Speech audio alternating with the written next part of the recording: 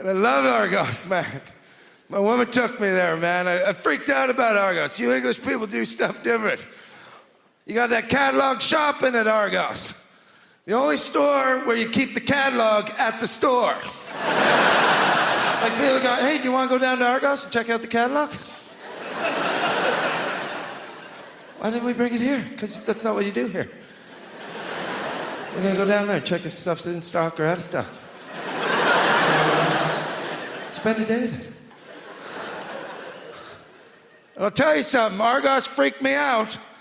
First time I ever walked into Argos, they made me feel like I was a spy. Because I walked up to that teller, and I handed her this little piece of paper.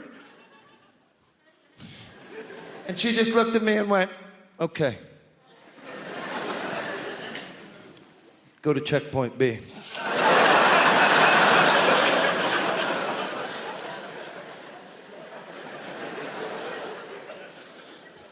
Yeah, I went to checkpoint B. They didn't even know who I was, man. I was like, you don't know me? I'm 376. I think you have a package for me.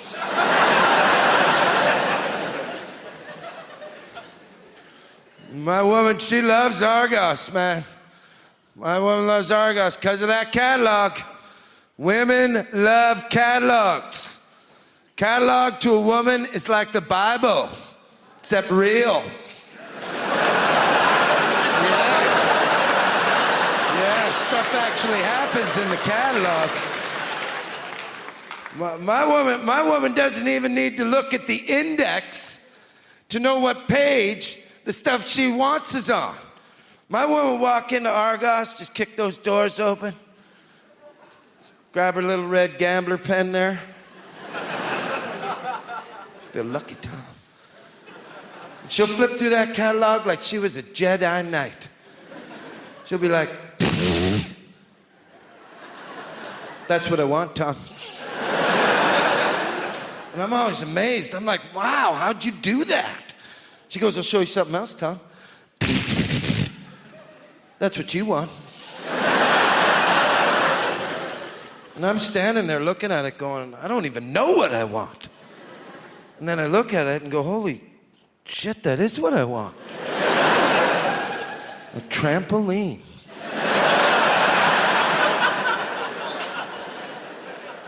Yeah, because I didn't want a trampoline for $129.95, but for $79.95, I needed a trampoline. I'm gonna tell you something, you can't just buy no trampoline. You gotta get all your trampoline trimmings. Right? Gotta get that safety cage in case you don't know how to bounce up and down.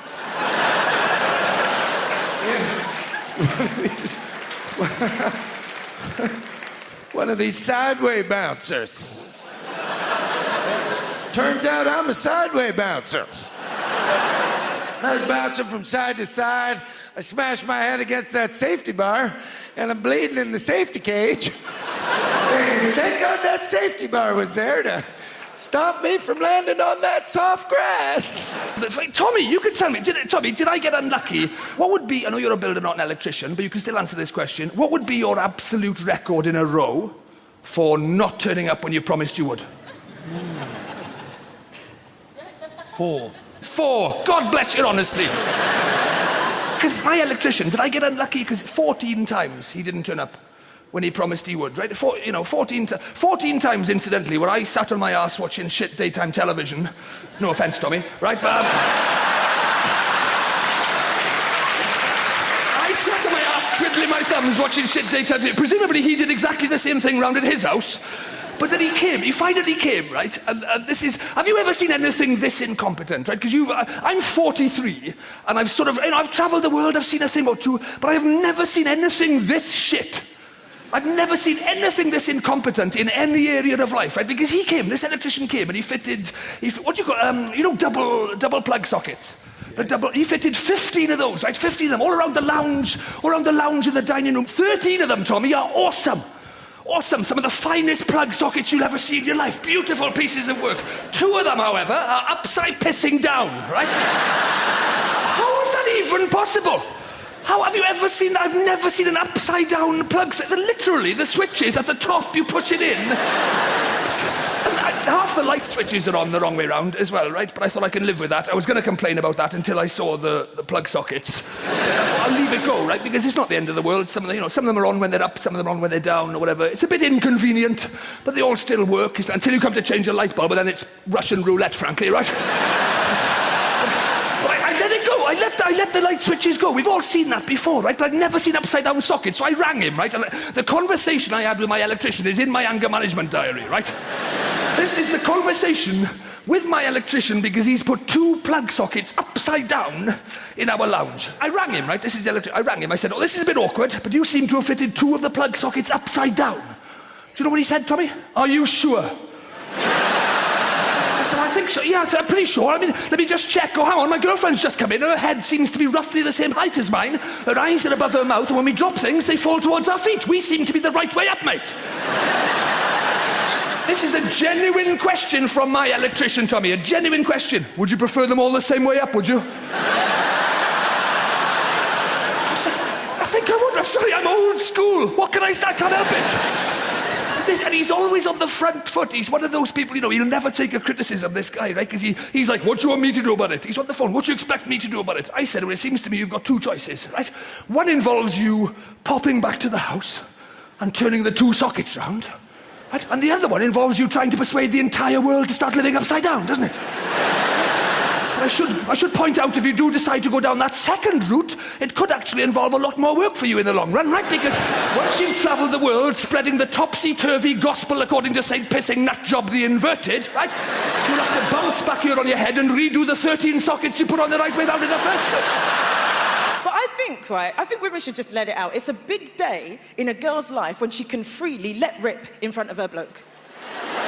It is. I think women should be having I farted in front of my boyfriend for the first time parties. I do. I think they should be ringing up their mums, just going, Mum, I've got something to tell you. Oh, darling, what is it? What is it? What is it? What is it?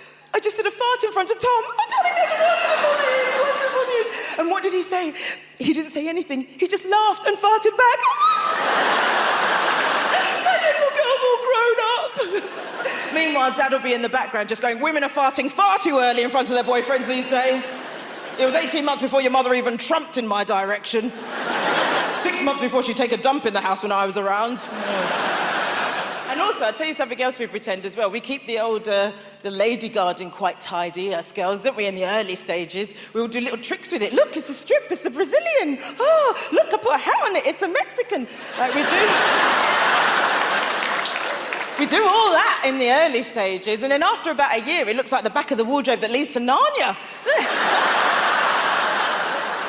Well, if he wants it, he's going to have to work for it.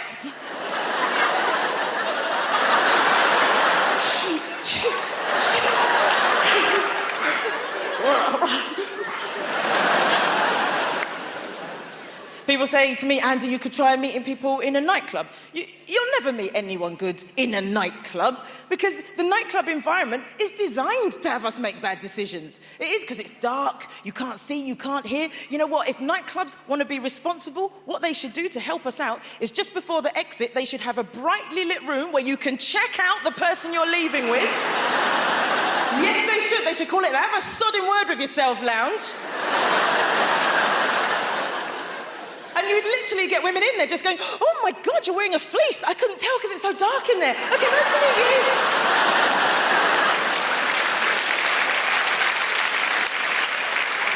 But listen, if you meet somebody online, all I'm going to say is there's some safety things to take into consideration. Now, I met somebody through Twitter, just the once. I'll never do it again. And it was the most irresponsible thing I think I've ever done. And I spoke to a friend about it before we met up, and I said, listen, I've met this guy, and we seem to really like each other, and we're talking about meeting up. What do you reckon? Should I meet him? And before my mate even had a chance to say anything, I said, you know what? I am going to meet this guy. You know why? Because life's too short. And my mate just went, yeah, you're going to find out how short. And my mum says, she says, look, if you go on these dates, make sure you meet in a public place, okay? And I'm just going to add something to that. Public place, brill. Public house, excellent. Public toilet. Don't meet in a never meet in a public toilet. No good can come of it unless it's, you know, them space-age toilets that they have outside, where you put the money in, press the button, and then the door opens. You know why? Because you can pretend it's blind date. How cool is that? You just put the money in, press the button.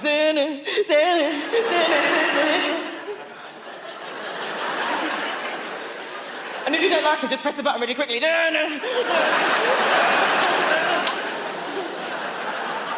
I don't know why, like, young couples, new couples have got this obsession with finding out how many people someone's been out with from before. Like, how many previous partners? This is a lose-lose situation, right? And if any of you have ever had that conversation or you think it's ever going to come up, this is what I say. This is what you should say, okay? Just say to the person that's asked you, you want to know how many previous partners? Okay, I'll tell you from the beginning, all right? 1, 2, 3, 4, you, 6, 7... I don't know how you guys got here tonight. I squatted down, put my head between my knees, and fell forward. That's how I roll.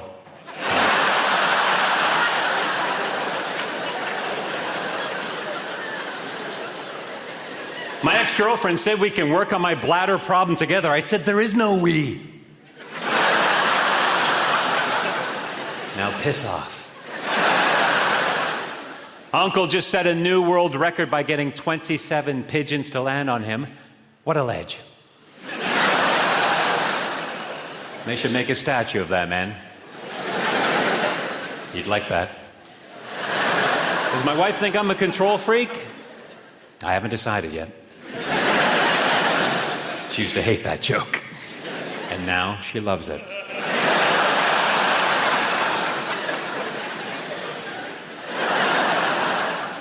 The other night at a party, my wife got drunk and told everyone she invented the echo. I said, listen to yourself. Self.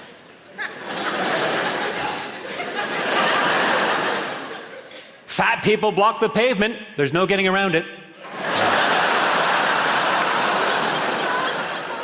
Ever take a shit so big you needed a midwife?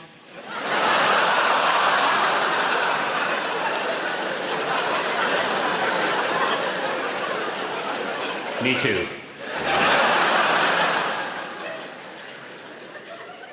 Unfortunately, the blueprint to my honey farm was destroyed. I have no plan B. In some circles, I'm considered the inventor of the hula hoop. People who reinforce their own country's negative stereotypes. What's that all about? Hey? Gets me so angry I want to just throw down my jar of maple syrup and crawl out of my igloo, pick up my ice hockey stick and club a seal. Or a moose. Or Justin Bieber.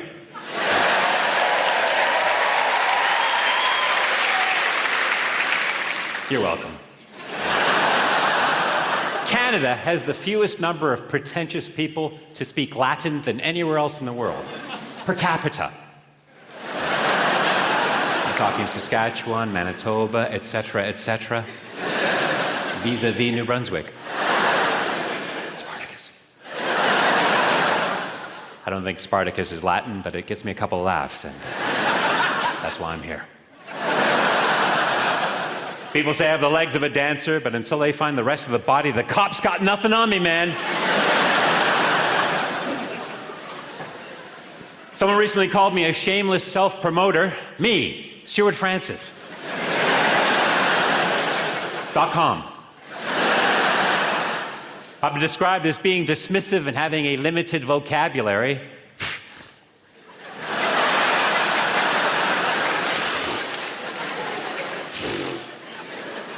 Women.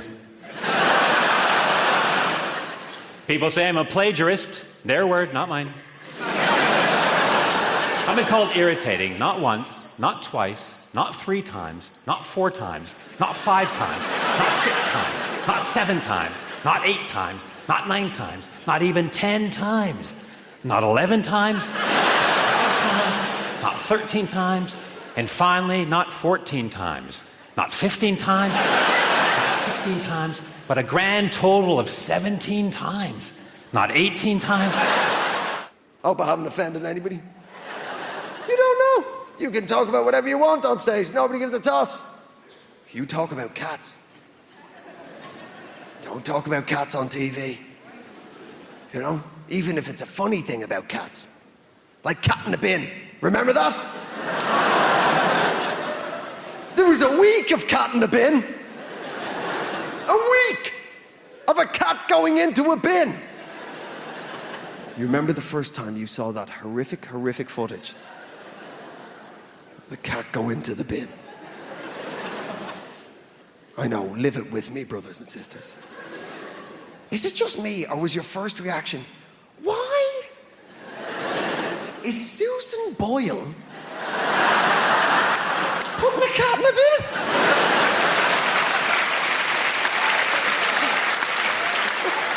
What the hell's going on? Genuine, my first reaction when I saw the cat go in, I've turned into such an environmental idiot as I've got older. Genuine, my first reaction when I saw the cat go into the bin was, oh God, no, wrong bin. A cat is 100% recyclable. You never know, man. I love the news. And the tabloids. I love the tabloids, man. But are they creepy? Oh, you better believe they are. Here's a classic example, lad. The Middletons. Kate and Pippa. Right? They must have been raised in pretty much the same upbringing, right? They've got to be pretty similar women. Not in the tabloids, they're not. I feel sorry for Pippa, do you? Because all the filth is on her, isn't it? Because the tabloids can't say anything untoward about Kate, not the future Queen of England. So, oh, here she comes. Lovely, lovely Kate. Oh, lovely, lovely Kate. Here she comes. Duchess of Cambridge. Future Queen of England. Here she is. Oh. Handing out coins to the immigrant children. Look at filthy Pippa. Oh, you filthy cow. Who brings an arse to a wedding? Yeah. Oh, lovely, lovely Kate. Oh, healing the poor with her eyes. Oh. Look at filthy Pippa. Down the docks with a bell. Ding, ding. Come and get it, boys. Come on.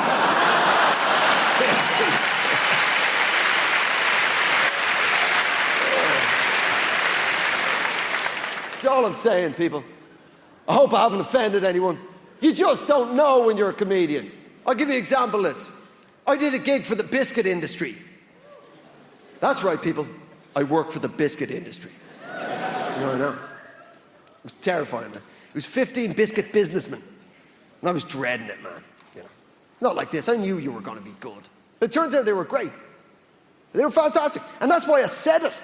I only said it because they were good. And I didn't walk straight on and say it. At the end of the gig, I went, listen, you've been fantastic. They were like, more. I'm like, no, I can't. I have to go do another gig. But before I go, can I ask you something? They're like, yeah. Anything? Yeah.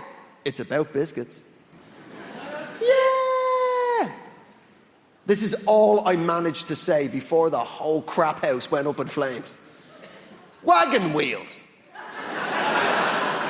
They're the same size as they've always been.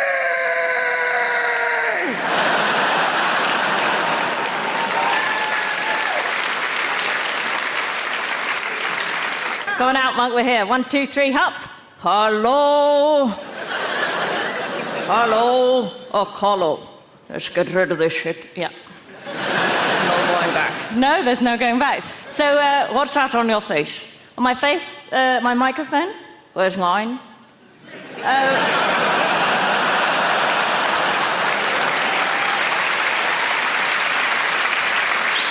You haven't got one, monkey. Well, that screws up the illusion.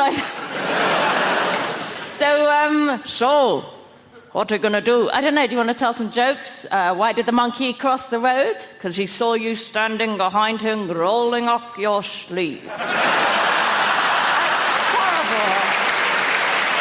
I'm sorry about that. I want freedom from you. Really? Yeah, I hate this vicarious life. I don't even have my own problems, I have yours. I can't sleep at night, I'm so worried about your mortgage. I'm sorry, I want freedom. I have of late, but wherefore I know not, lost all my mirth. Forgone all custom of exercise. Indeed, it goes so heavily with my disposition. What's this? Oh, I don't know, just some shit I wrote when I was locked in a room with a typewriter.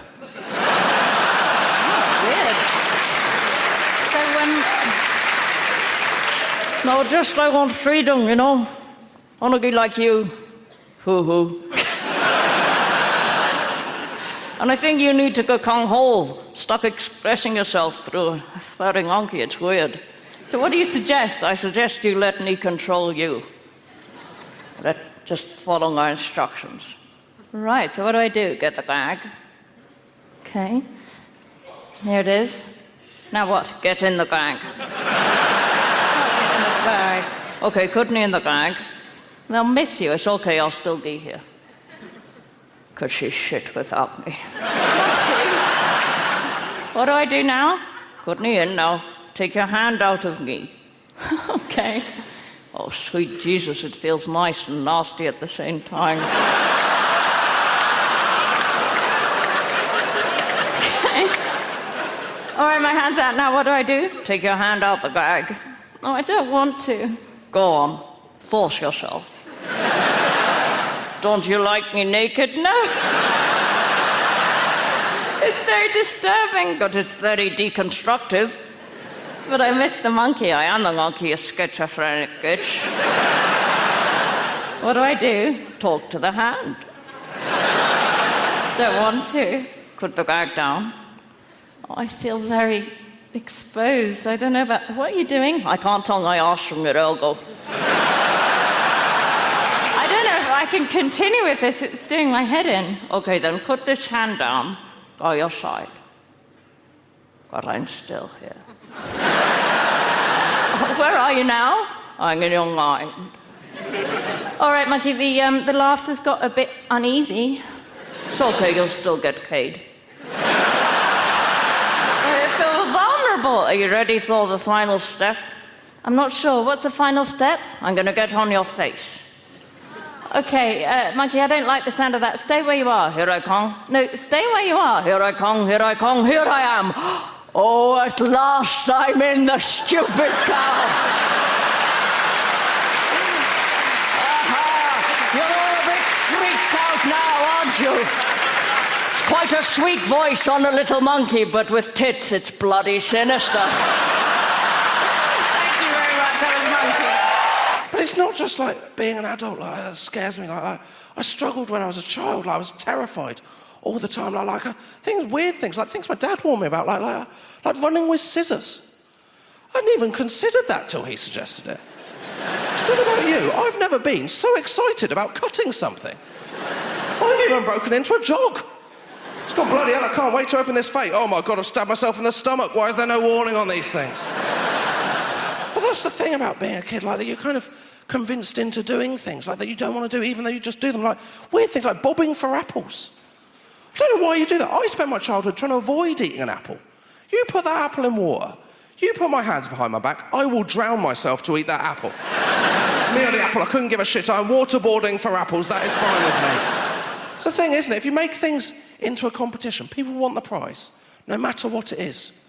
Like those 2p pushing machines you get on Piers. I spent my life trying to get rid of 2p's. You put them on a moving shelf. I'm having all those 2p's if it kills me. Not just those 2p's, I'm getting this pound coin, I'm changing that into more 2p's. To get these 2p's. I go for the one that's not just 2p's, it's got extra items balanced on top. I want less than the 2p's.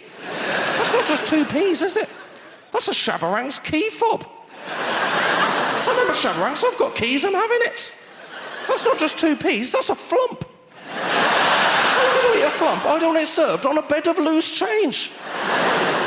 Also a flump, retail price 1p. I am paying double for food poisoning. And I won't see these things in ages. The moment I see them, I am acting like I'm an expert, going, well, that one's not going to fall, I can see that.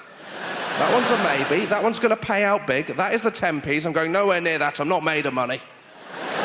No one's ever been on the 10p pushing machine. It's not Monte Carlo.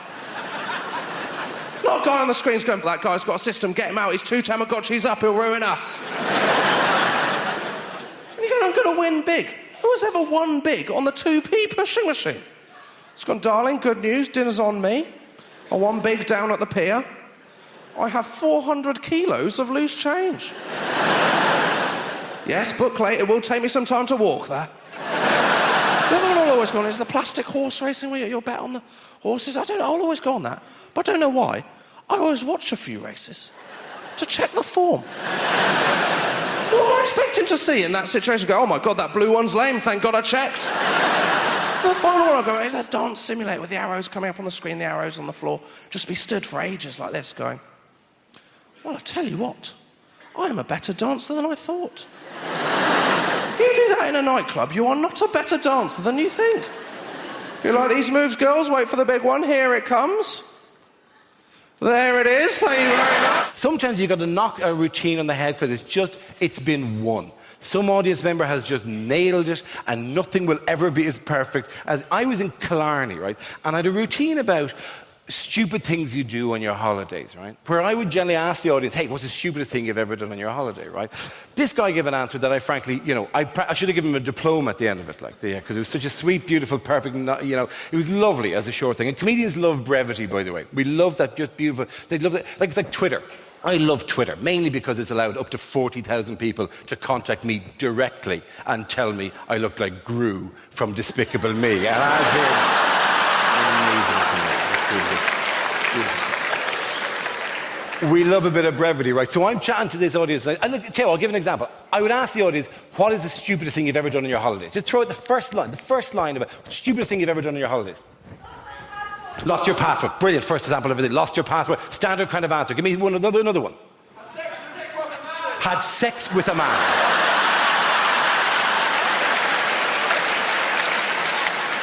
A surprisingly common response. And if you're gay, actually not that weird at all. It's great. So, lost the passport, has sex with a man. Give me one more for the hell of it. Bit by a donkey.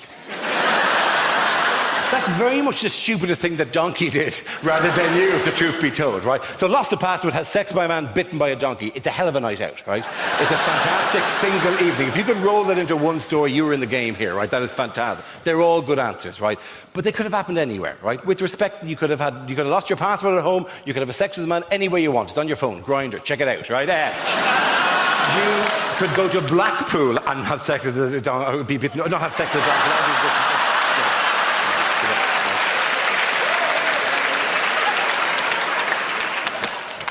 Don't go to Blackpool and have sex with a donkey. Right? Of all the things I'm going to... if you take anything away from tonight's show, let it not be that, oh yeah, Blackpool, oh, you can ride the donkeys. It's nothing, it's fantastic. It's out of season, they're not getting much work. Anyway, no.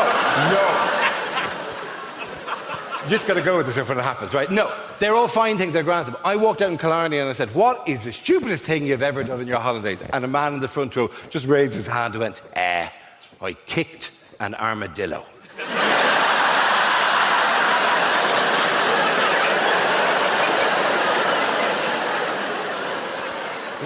Why did you kick an armadillo? And I was, I don't know. He just walked out in front of me.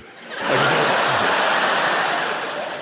to do. He was on a nature trek with a local guide sympathetically showing him the wildlife. Literally, there's a man at the front with a tree going, if you look up there, you can see that's the nest of the... And let's just pull back the bush. And now, can you see the tracks of the... as it walks through the... And he's at the back, just minding his own business. And an armadillo walked out in front of him. And he just panicked and went, Jesus! And boom,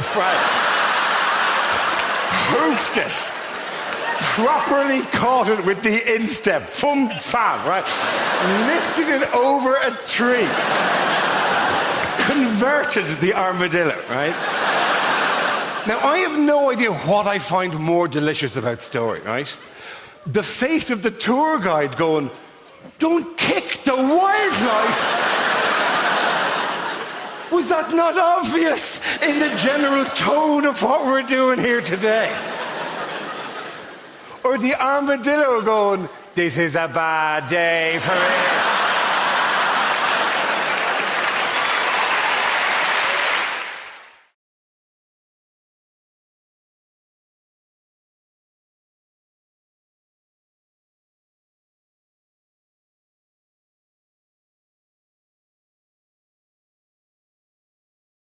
This is true, this. Does anyone know, I fail my test. Can anyone tell me what happens, right? If you're on your driving test and an animal ran out in front of the car, what are you supposed to do? Supposed to run it over. That's the right answer. If they say anything else is a danger to other road users. I'm on my test. Everything's going great. Suddenly, this goat ran out in front of the car. So I remembered what he said, and I kept driving. A few seconds later, I look in my rearview mirror. The goat is fine. I've missed him by millimetres. Now, obviously, I didn't want to fail my test. So I slapped it in reverse like that. You know, I must have been chasing that little fucker through that field for 45 minutes before I ran over his head, and he still failed me. Where's the justice in that?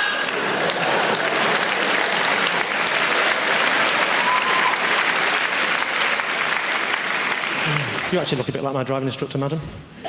With those fantastic specs and that hair. You've gone for the old Eric Morecambe meets Demi Moore look, haven't you? That's fantastic. Actually, lend me those glasses for a second. Just, you do. What's your name, madam? Lyndall. Where are you from? Mordor? Lyndall. My name is Lyndall. Are you searching for a ring? That's Australian. Oh, fantastic. I'm not going to take the mickey out of the Australians. You're the same as us, aren't you? Different pronunciations, you know. You say yogurt, we say yoghurt. You have prawns on the barbie, we have yoghurt. You use KY jelly. It's yoghurt, I'm not explaining them all. You say BYO, we say good guess. The question was, how do you spell boy?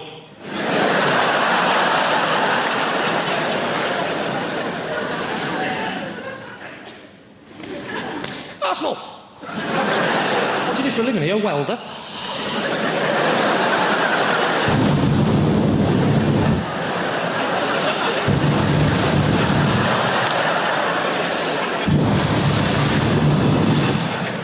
It's true, actually, my driving instructor wore glasses. This is the other reason she failed me as well. We're driving down the road. She said, what I'm going to do is I'm going to slap my hand on the dashboard. I want you to make an emergency stop as though a small child has stepped out in front of the car. Before he could put his belt on, or she, doesn't matter because I'm making it up, right?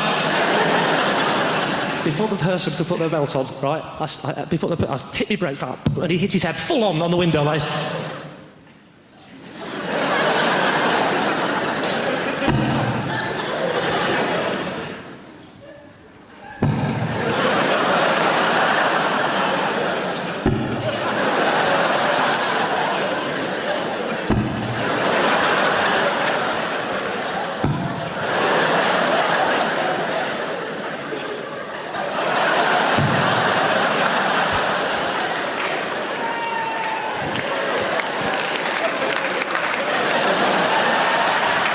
I'm just showing off now.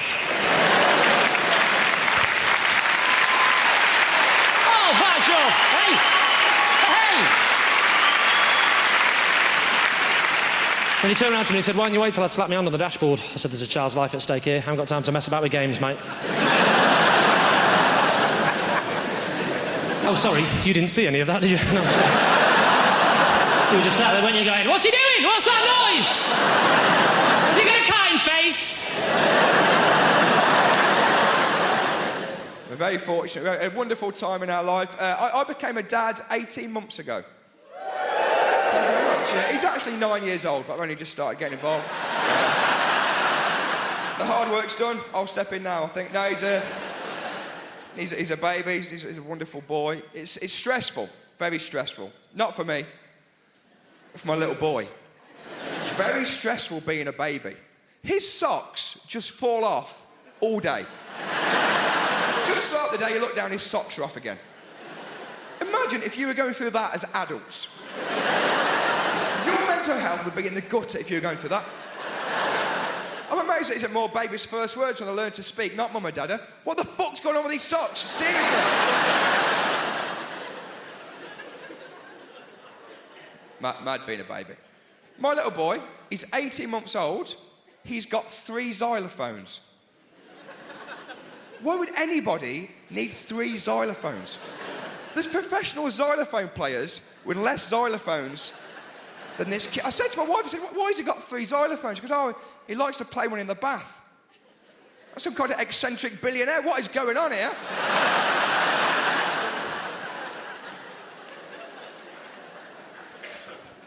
I'm enjoying being a dad. It's changed my whole perspective, to be honest, being a dad. Like, growing up, I used to think that I had an angry dad. Growing up, I always thought I had an angry dad.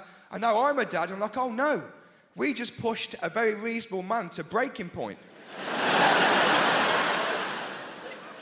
Just a lovely guy. I think being a parent is a lot like eating a pomegranate. Like, there's really nice little bits, but ultimately, I'm not sure it's worth it. It's really hard. People give you mad advice as well when you have a kid. My little boy, actually, he's about a week old. I was holding him, and my mum, actually, she said, Josh, just think, that little boy you're holding there could go on to be anything he wants to be. He could be a top doctor, a politician, an astronaut. I was like, wow, that's incredible. But also, I wouldn't have thought so. An astronaut, from me to an astronaut in one generation. That's a hell of a leap. I went to the pub the other day. It was a push door. I was pulling it. I thought the pub was closed. I just went home. I could see people inside. Well, how have they got in there? What's going on? NASA are not knocking down my door. I don't think he'll be a politician either, because he's going to go to the same shit school in the Midlands that I went to. And politicians, they all go to the posh schools, don't they? And people don't like that. They say, politicians, they all go to the posh schools. I think that's okay. I think that's fine. I don't think you'd want anybody from my school being in charge of the country.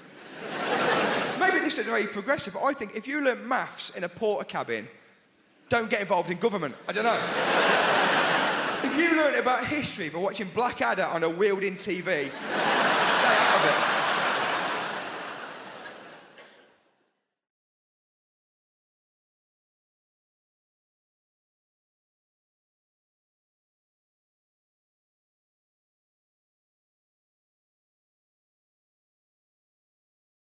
The problem is the builders, my dad's mate, he's a proper geezer, proper South East London geezer. One of those builders that, you know, that walk? Just walks like that. His legs like he's got a pool table between his legs. And he walks like that, and also he's got those really thin jogging bottoms. You know, those like grey jogging bottoms that builders wear? I don't know where they get them from. They're so thin, and it just grabs onto anything that's there. I feel like I'm getting stared out by his knob and balls as he comes in. And sometimes it's weirder than him being naked. I don't know why. It feels more intrusive. He's like, hello, son, what we got here? I don't know. Everything's walking around like that. I reckon I could draw his knob and bollocks from memory better than mine. So he's coming like that. And I'm like, oh, God. I go, do you want a cup of tea? He goes, yeah, I'll have a cup of tea. I went, how many sugars? He went, 13. That's not a cup of tea anymore, it's a pudding. That's an angel delight of a tea bag, innit? 13 sugars, I had our mate sticking it in. It's about £3 worth of sugar. He's only come round for a quote, it's already cost me. I put 14 in to test him. Give it him. He went, it's a bit sweet, isn't it? You winding me up, you know me on 13, you greedy bastard. Old type 2 Terry's come round and it's a bit sweet for him, is it? When are you going to do this job? I want it done before your foot comes off, all right?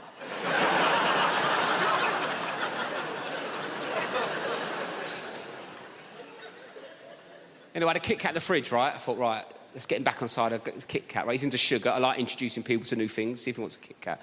4-finger Kit Kat. Like, how would you eat a Kit Kat? 4 fingers? I've said that wrong, haven't I?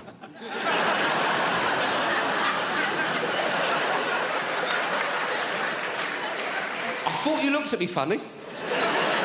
Sorry, I said that like it was your name.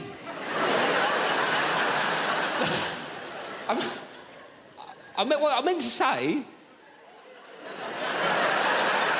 I don't know what I meant to say. I meant to how would you eat a 4-finger Kit Kat? But I went, how'd you eat a Kit Kat? 4 fingers.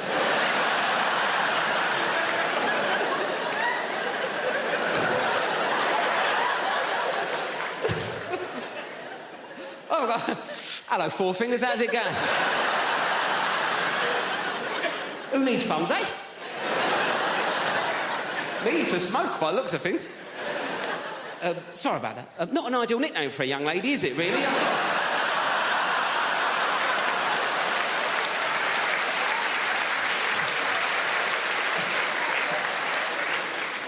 So what would you do? One finger at a time? Is that what you'd...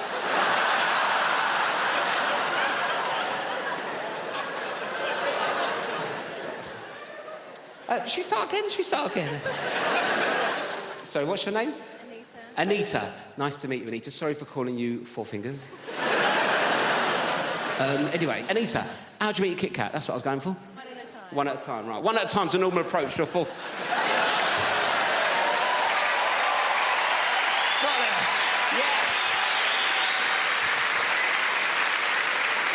Anyway, one at a time's a normal approach to a four-finger Kit Kat, isn't it, right? I gave this builder a four-finger Kit Kat. He picked it up, put the whole thing in his mouth at once. Bit into it like he was eating a bun. Dirty ogre sugar bitch. What kind of animal is one popping a four-finger Kit Kat? This is true, this. Does anyone know? I failed my test. Can anyone tell me what happens, right? If you're on your driving test and an animal ran out in front of the car, what are you supposed to do? Supposed to run it over. That's the right answer. They say anything else is a danger to other road users. I'm on my test. Everything's going great. Suddenly, this goat ran out in front of the car. So I remembered what he said, and I kept driving. A few seconds later, I look in my rear-view mirror. The goat is fine. I've missed him by millimetres. Now, obviously, I didn't want to fail my test. So I slapped it in reverse like that. But I must have been chasing that little fucker through that field for 45 minutes before I ran over his head, and he still failed me. Where's the justice in that?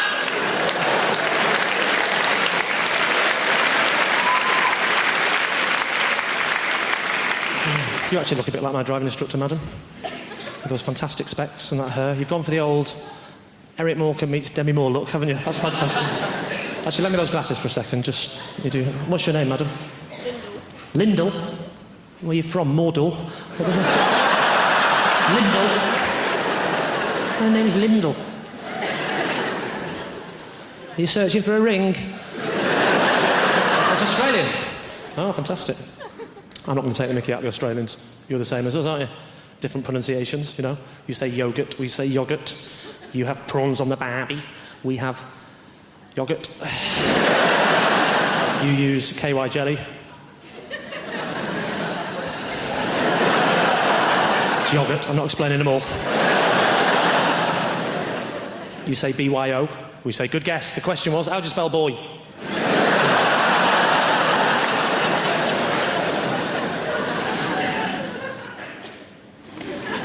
Arsenal. What do you do for a living? Are you a welder?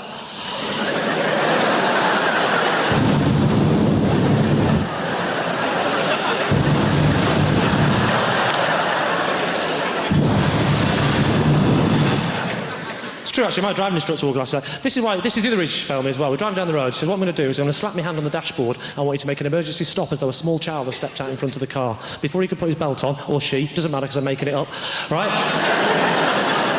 Before the person could put their belt on, right, I hit my brakes like that, and he hit his head full on the window like...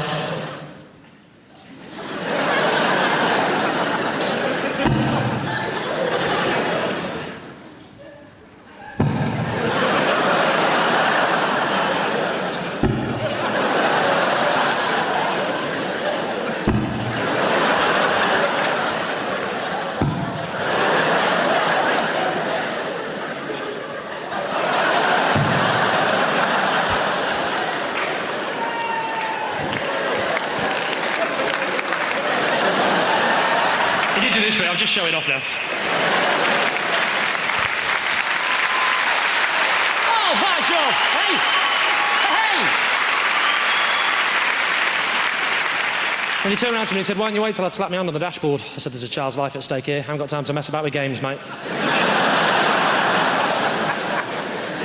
Oh, sorry, you didn't see any of that, did you? No, sorry. You were just sat there, weren't you, going, what's he doing? What's that noise? Has he got a kind face? You know when you're in love with somebody, you rarely see them at work. You rarely see them doing the thing that they do and you can't. It's extremely attractive. Go follow your partner someday to work. If they're having an affair, it'll be a hideous conclusion. But just watch them doing the thing. It's really cool because you can't do it, they can. You go, I fucking know you're fantastic, you're glorious. Particularly when they're saving a life. Jesus, you're there going, oh, you're beautiful, I love you, and you're making me look good right now. Yeah, she's my girlfriend. Look at her, she's glorious. She's saving her life. Trophy bird, right? I had to be peeled off the doctor the day of the mini stroke. Seriously, she was underneath me going, that's very flattering, but could I deal with the situation first, right? And I was behind her going, no, she'll be unconscious for a while, yes. Apologise, she's actually in the room tonight. Sorry about that. But it is nothing more attractive than seeing the person. I mean, the doctor here, have you a partner there with you? Have you a boyfriend or husband with you? Yeah, he's a teacher. He's a teacher, so he's not in the medical trade. My teacher friend, isn't it sexy? Have you seen her ever deal with an emergency, have you? Not yet. Not yet, he said loudly. Get her to run over one of these feckers on the way home tonight. Dude, it's extremely attractive. But the one bad thing is you're very clannish people, the doctors. They have a tendency to hang around together in little groups, right? Okay. My teacher friend, do you have to go to loads of social events where it's just you and doctor? Does that happen to you, my friend? Does it? I hate it. Yeah, I know. It's a nightmare. I hate it, he said.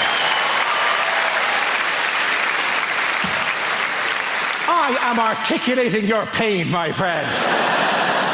He hates it, ladies and gentlemen, because there's times I've been at dinner parties and it's doctor, and I'm the only feckin' muggles in the room, right? And they don't know half as much as you give them credit for. My friend, if you're ever at another dinner party and it's all doctors, feck with their heads. It's remarkably easy to do. If you're ever out with a load of doctors and they're going, well, today I performed a fucking duodectomy. You just go, yeah, but what are hiccups? Exactly.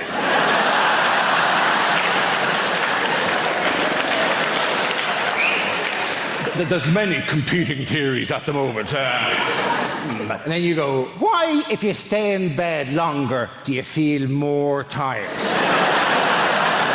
It's not my speciality, that particular field. Does time heal all wounds? Who the fuck invited you to this dinner party anyway? What are the Oil of Olay 7 signs of aging?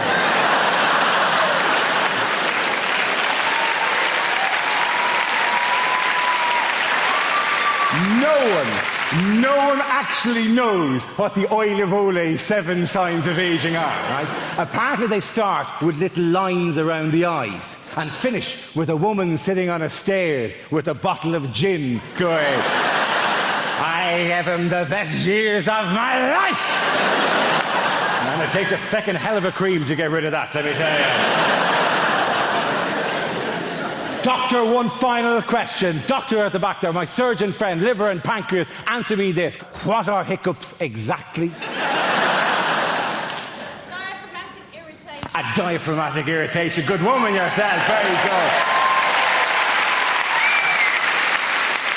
Let the punters at home note, she said, diaphragmatic irritation, which is right. I also would have accepted any arrhythmic irritation of the phrenic nerve. Please. I'm not a doctor. I'm just riding one. Okay.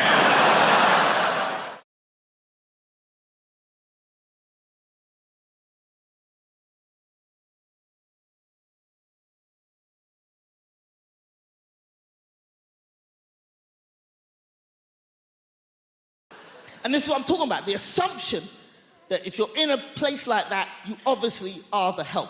Okay, example 2, that's it, white people. One more example, and then we're moving on, right? I'm on tour in the UK.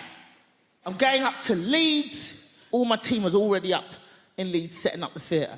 I'm travelling with my tour manager and best friend, Lila, also a black woman. So I go, you know what? That's Lila.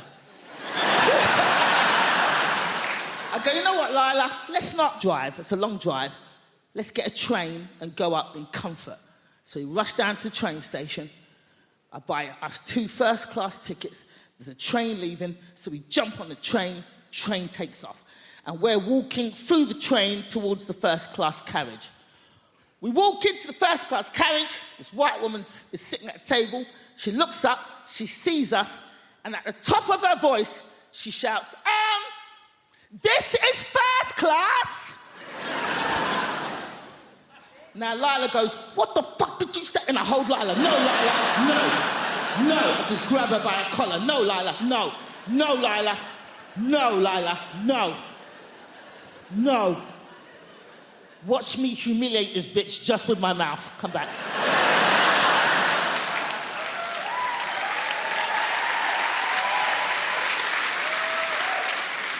So at the top of my voice, I say, thank you, lady. But what was it about us that made you assume that we didn't belong in the first class carriage? She starts to fumble. Everybody on the train just kind of leans out from behind their seats.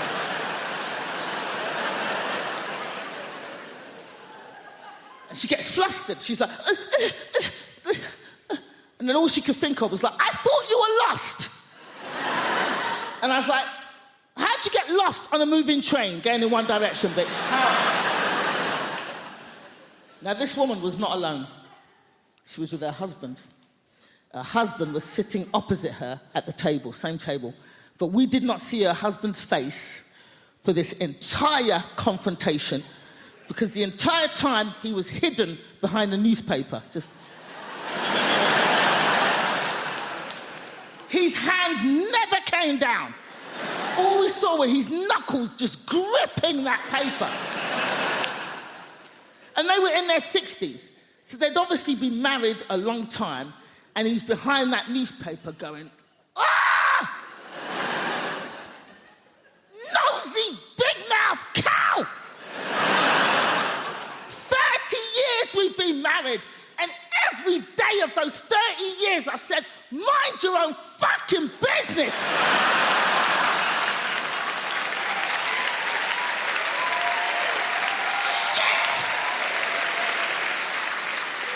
And now we're both gonna get beaten up by these two black boys.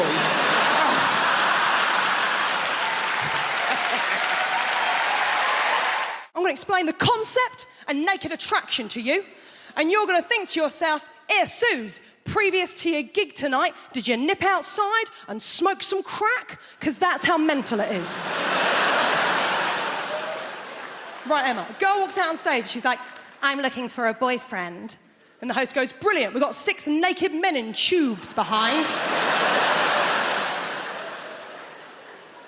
Then the host says to the girl, what are you looking for? And the girl will always do the same thing. She'll go, oh my God, you've really put me on the spot. And you think, no, you chose to come on this show, moron. She goes, well, I guess I'm looking for a boyfriend, but also a friend. I really like going to European city breaks, maybe someone that likes travel. And I really like music gigs as well, so maybe someone that likes music. And I guess if I'm being really honest, what I'm looking for is love. And the host goes, brilliant, let's see if you can find love by judging dongs. Okay?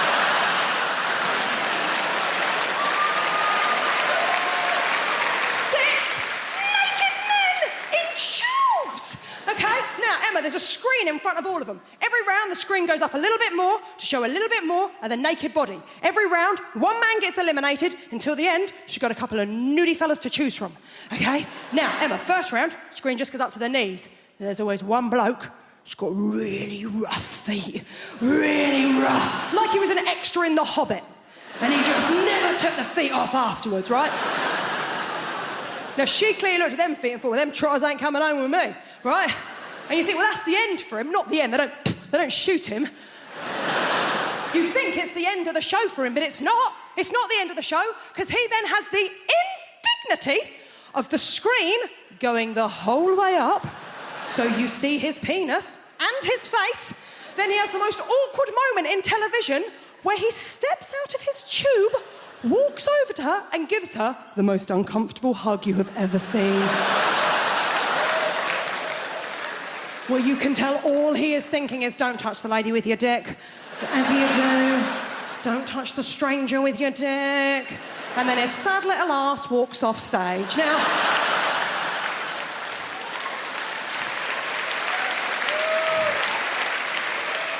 the next next round, the screen comes up to the waist. And let's be honest, it is the round we are all watching for. It's cock o'clock. Now, it's not going to come as a surprise to any of you. There's a lot of people in this evening. I'll bet it doesn't come as a surprise to one person in this room. I ain't seen many willies. I ain't seen many of them. I ain't seen many willies. I'm not a connoisseur when it comes to willies. I was straight for a month when I was 18. I don't have the wrists, okay? But even to me, even to the untrained eye, there was one that I was like, oh, there's something up with him.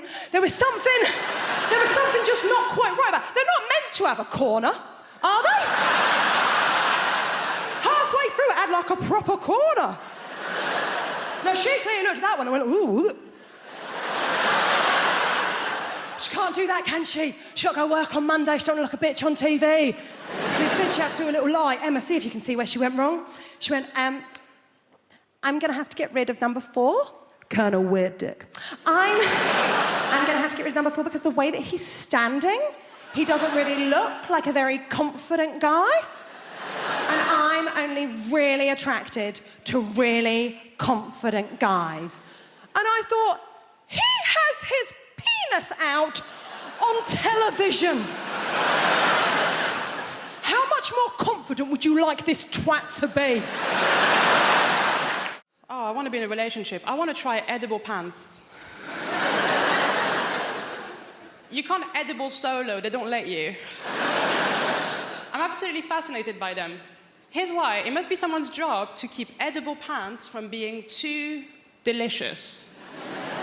Because they've got to be okay in context, but there's a team of scientists that's working day in, day out to make sure that none of us start craving them. Struggle being single. I'm a pick-me girl. Do you guys know what that is? A pick-me girl is a type of woman who's like me. I'm not like the other girls. Why? Because I like live music. Shackle me. I do like live music. Like sometimes I wonder if anyone's going to see the band Placebo thinking it was The Cure. So I do think about that stuff.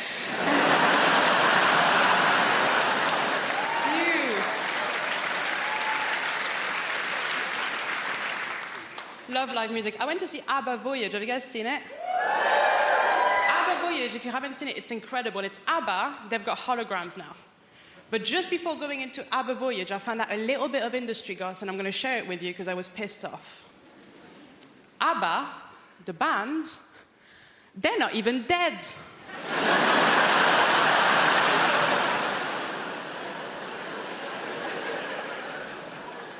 And they've got holograms, is it? You can't have holograms if you're alive. Hey, ABBA, go to work.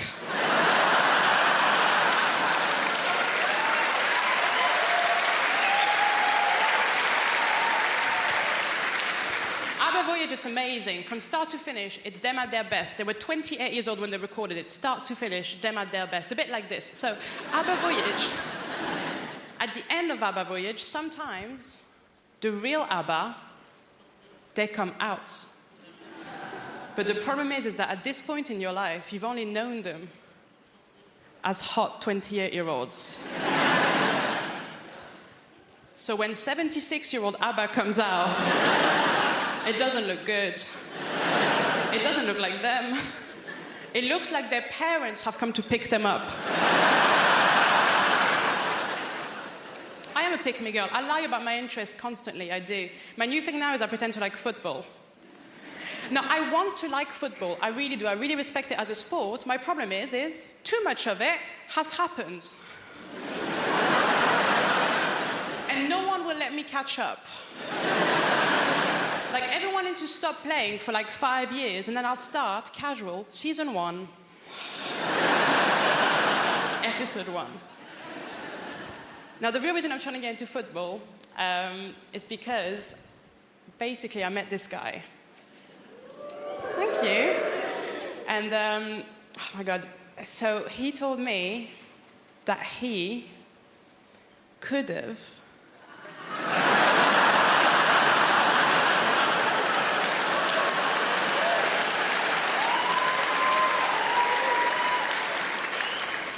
Do you guys know him? to it, he does have a lot of friends. He said he could have gone professional. But then, and this is so sad,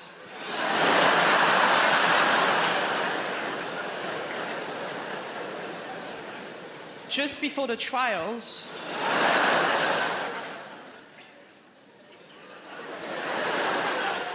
he didn't have the skills. He didn't have the skills, the work ethic, or the natural talent. So close. I was such a fat kid. My mother used to buy bathing suits with blowholes in them. It was just... But my parents... I don't want to go into my childhood here because it's wrong. My parents hated me, okay? We're all going to hear the story, all right? My parents hated me too. My parents... All I ever heard growing up is, why can't you be like your cousin Sheila? Why can't you be like your cousin Sheila? Sheila had died at birth. They just...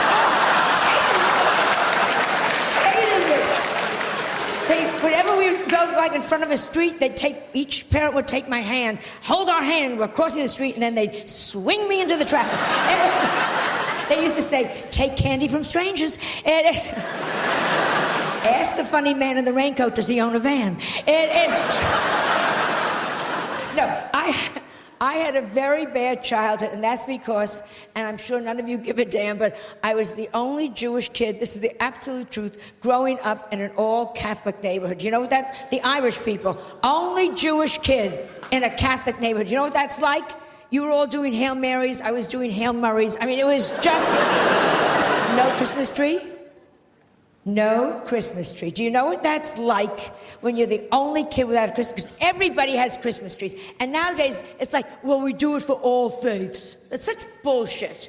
Yeah, we walk into an office building, and there's a Christmas tree, and there's a menorah. Bullshit. The Christmas tree goes up, up, up, up, up, up, up, up, up, up, up. There's like a little shitty menorah with 2 orange lights that some angry Puerto Ricans lit backwards. I mean, yes.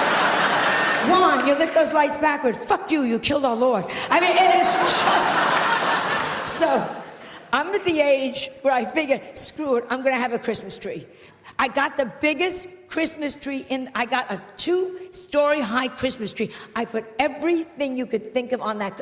Up, up, up, up, up, gorgeous, gorgeous, gorgeous. On the bottom, I got the manger. I got the whole goddamn thing going there. The wise men, the sheep. The only thing is, I have the baby, but I'm Jewish. I got him a nanny. It was just, oh yes.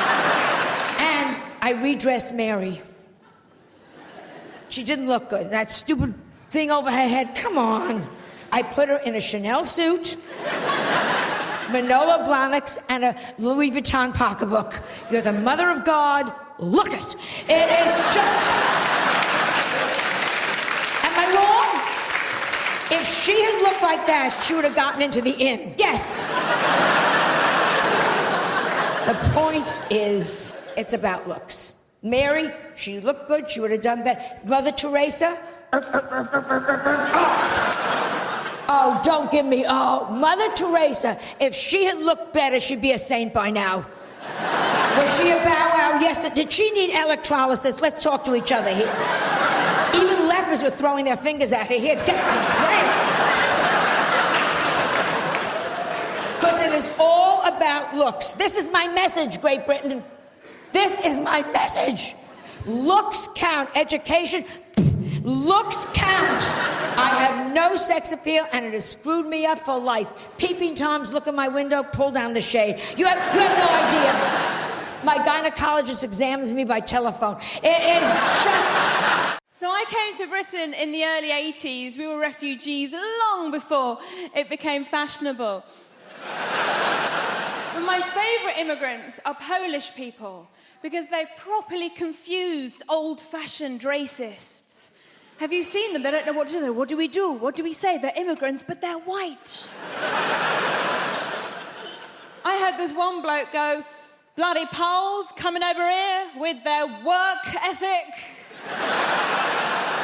Which isn't very politically correct, and I am. I try so hard to be politically correct. Sometimes I take it too far. I was at a party recently, and I said to my friend, have you met Steve? He's a really nice guy. My friend goes, which one's Steve? Steve was the only black guy in the room. I found myself going, Steve, yeah, he's over there. He's got blue jeans on, a grey T-shirt, sort of curly hair, and a Nigerian accent. And once I was performing at a comedy club and there was 2 black guys in the front row, like you two, but men and black. You are a man, sir, I'm sorry. It's the lights. And I said to them, so how do you two know each other? And they looked at each other and went, we don't. Might as well have had NF tattooed on my forehead. I didn't, it was felt tip. I like friendly. A little bit of friendly racism is nice. When I was a little girl, I used to always go to my friend Katie's house, and every time her dad opened the door, he'd go, hello, Shappy, been on holiday?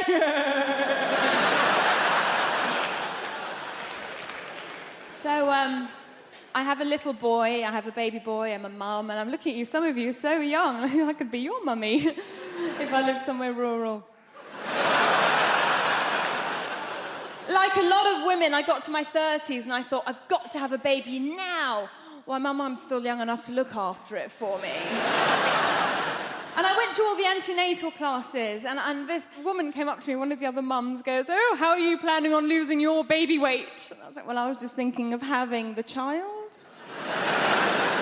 And she was like, oh, I'm going to be a yummy mummy. I'm going to lose all my yummy mummy. That's just like a middle-class way of saying MILF. I was so happy when I found out that I was pregnant. And we had a scan and we knew that it was a boy. And people said to me, why did you find out the sex of your baby? Didn't you want a surprise? Well, it's going to be a boy or a girl, do you know what I mean? The only surprise would have been if it was a puppy. And there are no puppies in my family. There's one goat, it's not a blood relation. Thank goodness I have a child now. It was no fun being a broody Iranian woman. Every time I said to people, my body clock's ticking, they'd hit the ground.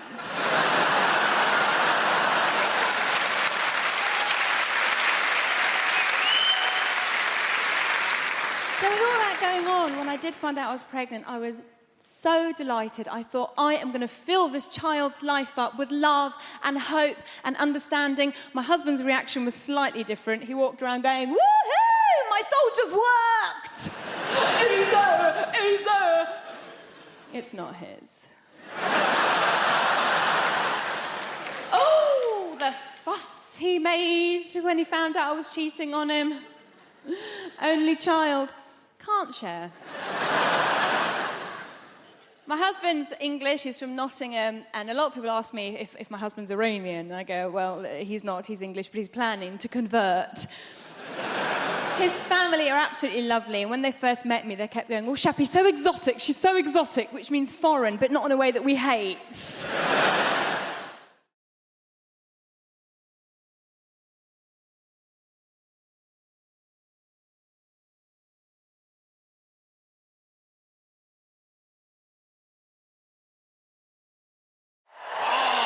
We have a great show for you tonight. We have a fantastic show. Very funny comedians. I know funny. Very funny. People always ask me who I think is funny. That's the number 2 question I get asked as a comedian. The number 1 question I get asked as a comedian is, have you ever died? As soon as you tell someone you're a comedian, first thing they want to know, oh, you ever died? Oh, what's it like when no one laughs? Oh, tell us about the worst gig you've ever had in your life. Please, relive for me, in minute detail, the worst moment of your professional career. Have you ever really died? It's like saying to a doctor, tell us about the last patient you lost. What happened? With the family crying. I bet they were they? Yeah. People are such ghouls. It's the number 1 question. Have you ever died? Number 2 question, though, is what makes you laugh? People always want to know that from me. Who do you think is funny? And that's a nicer question. That's more understandable. You know, I make people laugh. People want to know what makes me laugh. In the same ways you might say to your hairdresser, who cuts your hair? Or you might say to someone in an Audi, who do you think drives like a cock? Same kind of thing. I like that joke. It's a short joke, it's a sharp joke, and also with that joke, I get to spot every Audi driver in the room. I can just see it there. Pinched expression on your face there. All right, no need to be like that about it. I've done well for myself. It's a very reliable machine. And the fact that I can tell you're an Audi driver by the expression on your face means technically you've just given a form of indication. So well done. Good for you. We knew you could do it. Yeah. Have you ever died? Who do you think is funny? You always get asked the same questions. That's why I don't like doing interviews. I love doing this job. This is great. I love standing here talking to you, though. But doing interviews, it's a necessary evil. It's part of the job. I having to answer questions. And I don't even like watching interviews. Like, you'd rather watch a comedian tell jokes than talk about how they wrote them. You'd rather watch a singer sing songs than talk about their inspiration. You'd rather watch a sports person do their sport. You'd certainly rather watch a sports person do their sport. Come on now. Sports interviews can be turgid affairs at best. And then I hit it with my foot. You mean you kicked it? If you like. They're really interesting. They're really, and I'm not slagging sports people. It takes a great deal of single-mindedness to excel at a sport to a point where people want to interview you about it. But sports people are famous because they're good at sport, not because they're good at talking about sport. That's why you find a sports person who is good at talking about sport, the BBC will cream their knickers over them. We found a woman. She used to ride horses. That's a sport. And she's quite lively and engaging and charismatic. Put her on absolutely everything! Do not let her out of your sight. Even people I'm a fan of. Andy Murray. I love Andy Murray. Britain should be very proud of Andy Murray. He's done a lot to be proud of. He's won Wimbledon. He's Olympic gold medalist. And he put up with a lot of shit when he was named, 8th best in the world? Oh, you bloody loser, you. He's done a lot to be proud of. He's won Wimbledon, he's Olympic gold medalist, he's magnanimous in victory, he's humble in defeat. And he's a big comedy fan. He's been to see me live, I've met him, lovely bloke. But Jesus Christ.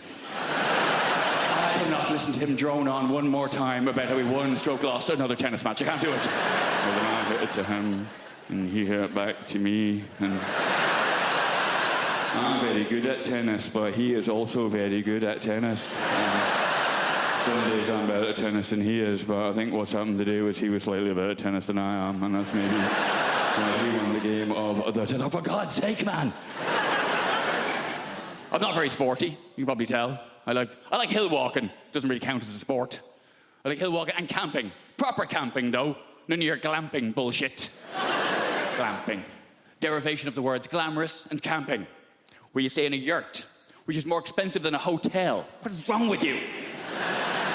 A lot of people don't realise yurt is a derivation of the words eura and twat. A lot of people don't realise that. Do you love London? I love London. I feel like London is created by the people, right? Who are just crazy and sexy and ambitious. I got into an Uber the other day, not bragging, and I got into an Uber and the driver, he said, would you like to have the radio on? And I was like, I don't mind, it's up to you.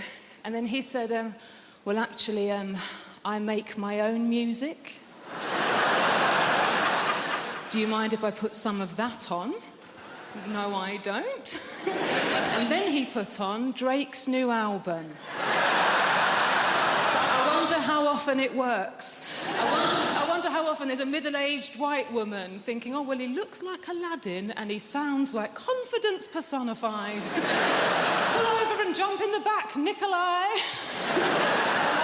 I'm having a good life. I have recently started doing yoga, which is just change. Yes, woo for the yoga over there. Are you a team? I'm new to it.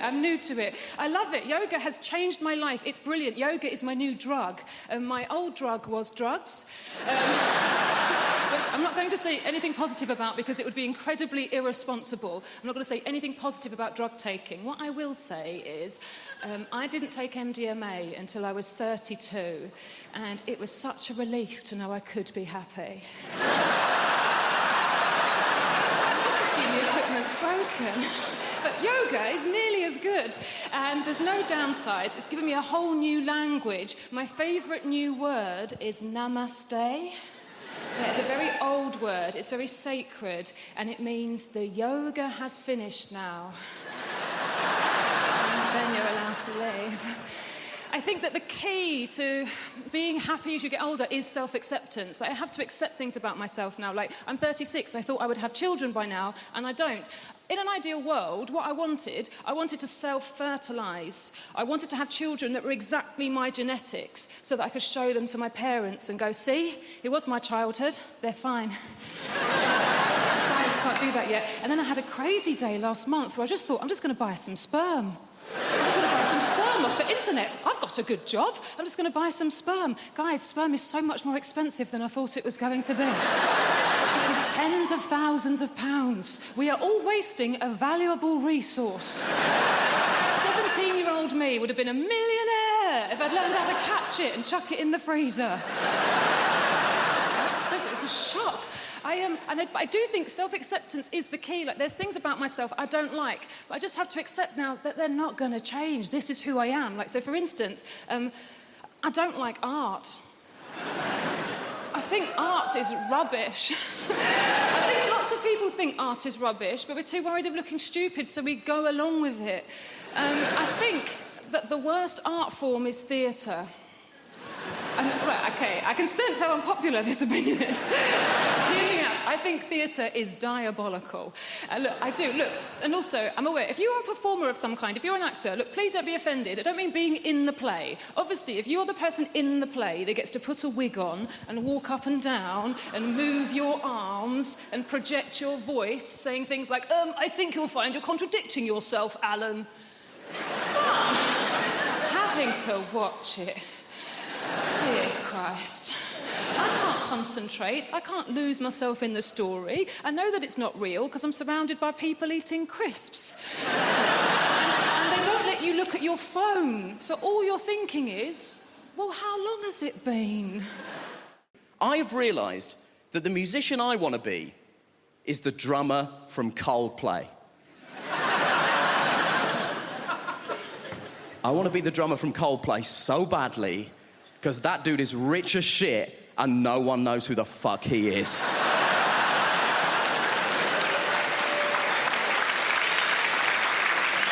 No one knows who the drummer from Coldplay is. He could be here and no one would know. It could be you, it could be you, it could be you.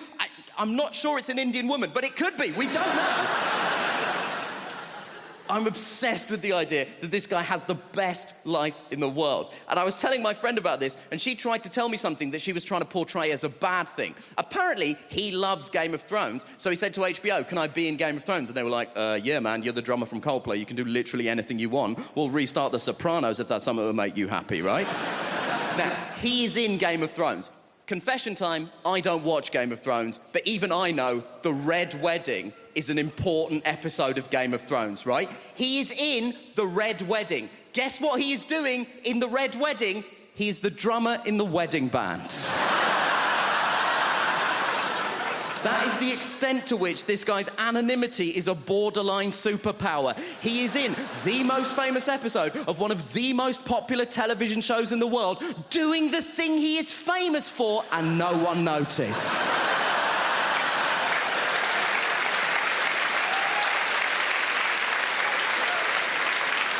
That is Kaiser Soze shit.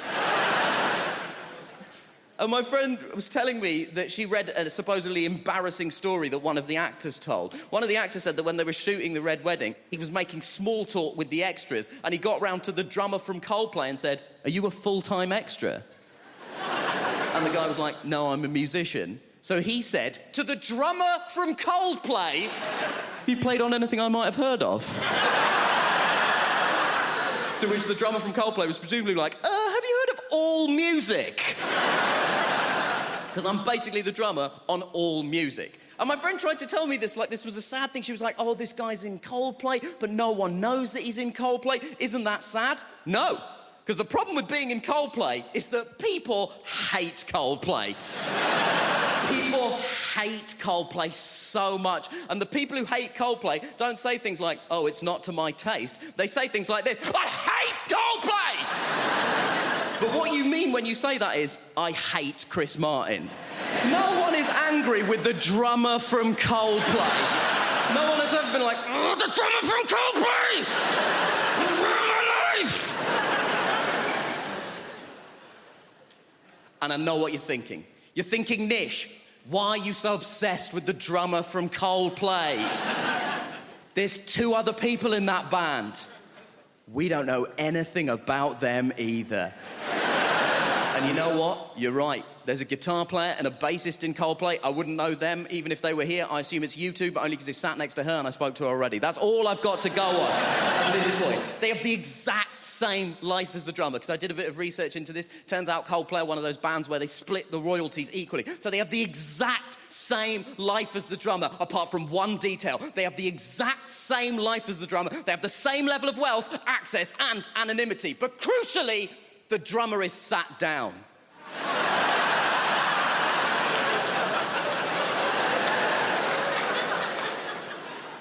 And that is the dream.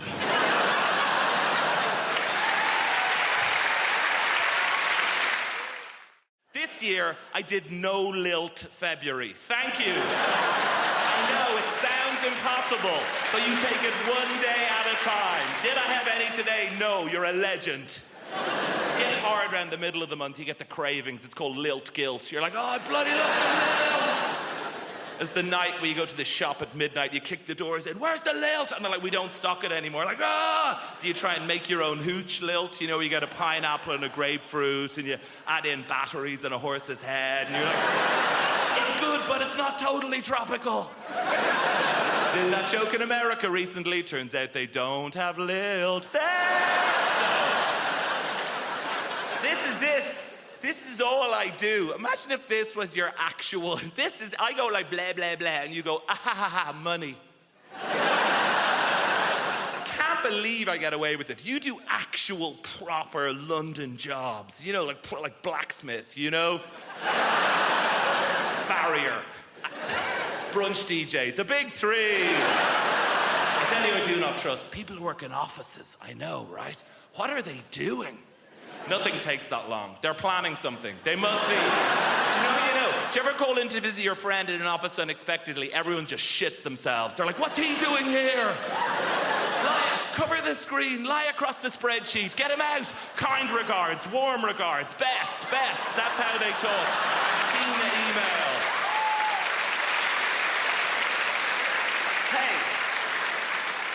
I know what it's like in the real world. Look, sometimes I check in your world. Oh, gross, back to showbiz. And... No, I'm very self-aware of the level of fame that I have. I was in a supermarket recently, and an older lady came up to me, and she put her hands on my shoulders, and she said, you are vaguely familiar. And that is it. I did a gig in Wrexham, and I was at an ATM machine, and a guy cycled by, and he shouted at me, surprised to see you at an ATM machine. And I've been obsessed with it since then. What did he mean? Like, on the one hand, is he surprised I don't have a butler to go to the ATM machine for? No, I think it's the opposite. I think I'm surprised you have any money whatsoever doing keyboard horse shit. Here's my greatest ever showbiz tale. I did a gig in your Milton Keynes recently, thank you, and I was staying in the Milton Keynes Hilton, and she is the least well-known of all the Hilton sisters. And I checked in after the gig at like 12:30. Room 303 is where this took place. Open the door, TV on in the room. Not that uncommon in the chain hotels. I guess it's to welcome you. But get this, on the TV is me playing the shitty keyboard on some show. Immediate thought is like, is this a service they provide to all guests? If so, no, it's the realization, this is it. I've arrived. And I waltz into the room, down the little corridor with the loo away to the left. And as the room opens out, there is a fully naked man lying on the bed. They've given me the key to someone else's room. But he is lying there, watching me on the TV, and he looks up. And he sees me. I wish I had the wit to think of something smart. What I say is like, oh, shit, sorry, man. I could have said anything and I'd be a legend. I could have been like, oh, you enjoying this? Ah, no boner. And just walked out of it. The problem is the builders, my dad's mate, he's a proper geezer, proper South East London geezer. One of those builders, you know that walk? Just walks like that. His legs like he's got a pool table between his legs. And he walks like that, and also he's got those really thin jogging bottoms. You know, those like grey jogging bottoms that builders wear? I don't know where they get them from. They're so thin, and it just grabs onto anything that's there. It's just, I feel like I'm getting stared out by his knob and balls as he comes in. And sometimes it's weirder than him being naked. I don't know why. It feels more intrusive. He's like, hello, son, what we got here? I don't know. Everything's... Walking around like that. I reckon I could draw his knob and bollocks from memory better than mine. So he's coming like that. And I'm like, oh, God. I go, do you want a cup of tea? He goes, yeah, I'll have a cup of tea. I went, how many sugars? He went, 13. That's not a cup of tea anymore, it's a pudding.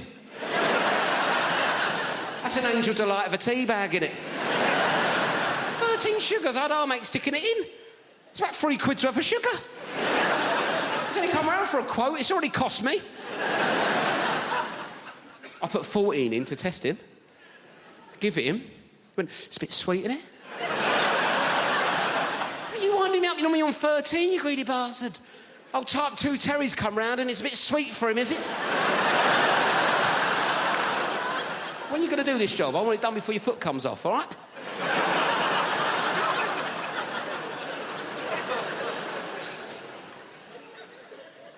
Anyway, I had a Kit Kat in the fridge, right? I thought, right, let's get him back on side of Kit Kat, right? He's into sugar. I like introducing people to new things, see if he wants a Kit Kat. 4-finger Kit Kat. Like, how would you eat a Kit Kat? 4 fingers? I've said that wrong, haven't I?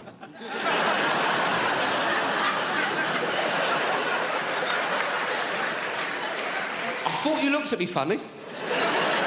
Sorry, I said that like it was your name.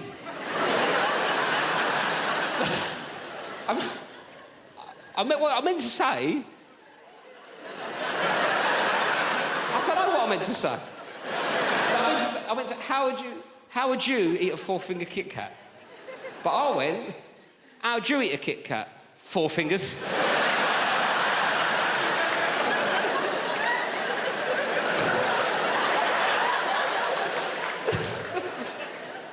Oh, God. Hello, 4 fingers, how's it going? Who needs thumbs, eh? Me to smoke by the looks of things. Sorry about that. Not an ideal nickname for a young lady, is it, really?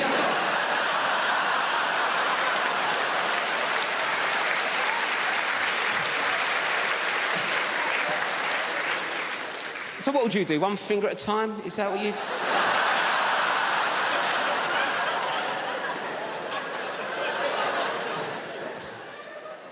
Should we start again? Sorry, what's your name? Anita. Nice to meet you, Anita. Sorry for calling you 4 fingers. Anyway, Anita, how'd you eat a Kit Kat? That's what I was going for. 1 at a time. 1 at a time, right. 1 at a time's a normal approach to a 4th. Got there. Yes. Anyway, 1 at a time's a normal approach to a 4-finger Kit Kat, isn't it, right? I gave this builder a 4-finger Kit Kat. He picked it up, put the whole thing in his mouth at once. Bit into it like he was eating a bun. Dirty ogre sugar bitch. What kind of animal is one popping a 4-finger Kit Kat? It's lovely to be here. I've come all the way from Brighton. Just in case you're wondering what this haircut is about. Might be a new face for some of you people. Don't panic, the BBC invited me here because they needed a beige lesbian. So I'm just here to tick some boxes. Not your box, madam, just a metaphorical box. I'm half Spanish, that's what's happening there. I've got a Spanish mum, and she lives here in the UK. It's all very legal. She's lived longer in the UK than she's ever lived in Spain, but the brilliant thing about my mum is that she's never lost her accent. She's done very, very good. Lost her words she cannot pronounce. Lost her words she cannot pronounce, huh? My favourite word that my mum's never been able to pronounce is my brother's name. It's not even a difficult name, his name's Stephen. Notice this, Spanish people, any word that begins with the letter S, they struggle, right? So my mum doesn't call him Stephen, she calls him Steven.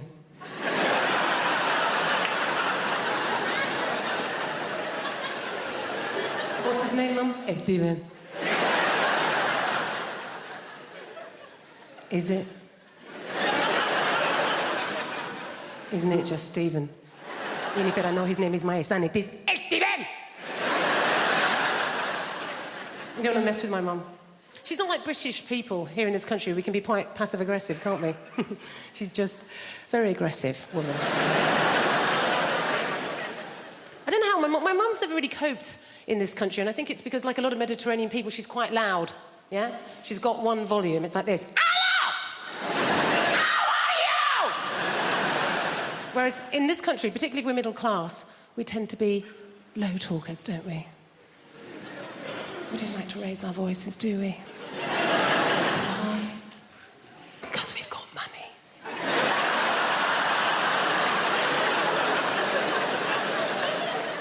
And we just assume that if you are raising your voice, well, you're probably poor.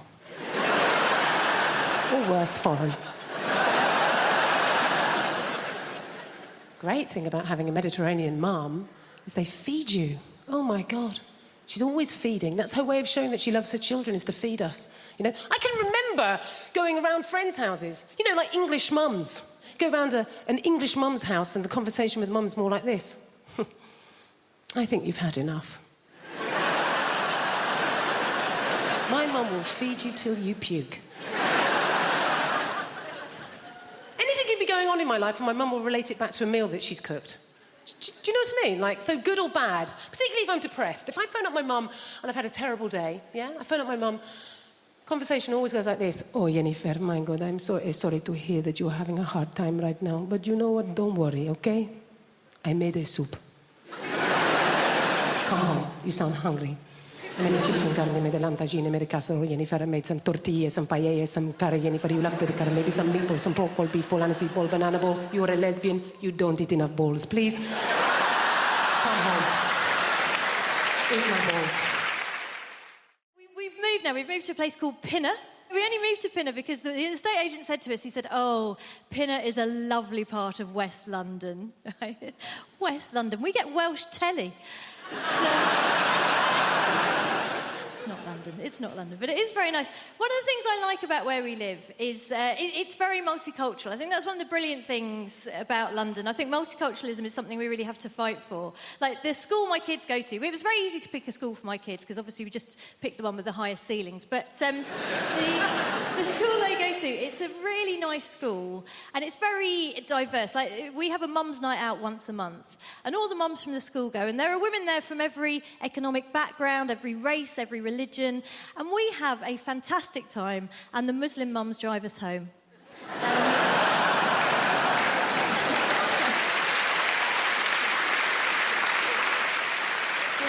Tell you what, it is nice. I had an incident the other day, though. I was walking down the street near where I live, and it was one of those sunny days, one of those days that remind some van drivers that women have breasts. You know, one of those. And I was walking down the street, and there was a van drove up and slowed down, and two guys leaned out of the van, and they were in classic kind of leching position. And I knew they weren't going to be looking at me because I am 44 years old. And in fact, my older friends, when I was turning 40, they said, oh, being over 40, it makes you invisible, right?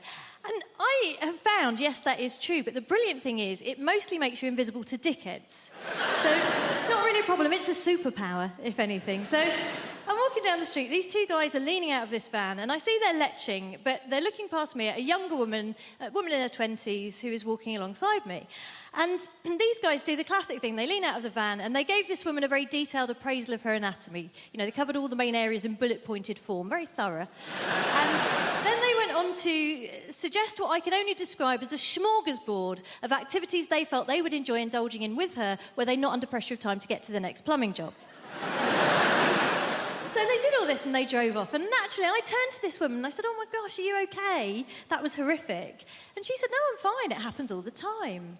And I thought, yeah, it does when you're in your 20s, doesn't it? And we were chatting about how silly it was as we walked down the street. And then we got further down the road and the traffic had slowed down and this van had come to a stop. And I think a few years ago I would have just left it, said nothing. But this year I thought, you know what, if I'm going to be invisible, you know who else is invisible? Ninjas. I am going to be a bloody middle-aged ninja. I'm going to strike, right?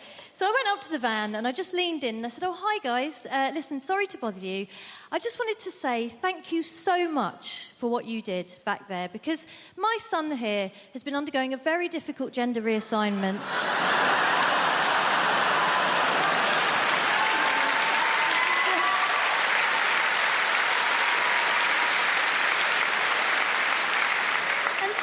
He's been worried that it's not going that well, but what you did back there really made him feel like a proper woman.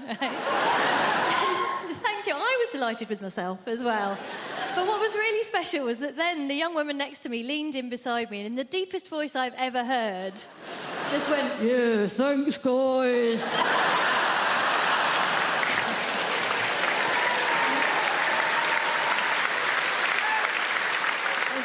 It was a beautiful moment. Obviously, it wasn't perfect. The only thing that could have made it perfect would have been if the guys in the van had said, actually, if your child is undergoing a gender reassignment, it's incredibly insensitive of you still to be referring to her using the male pronoun.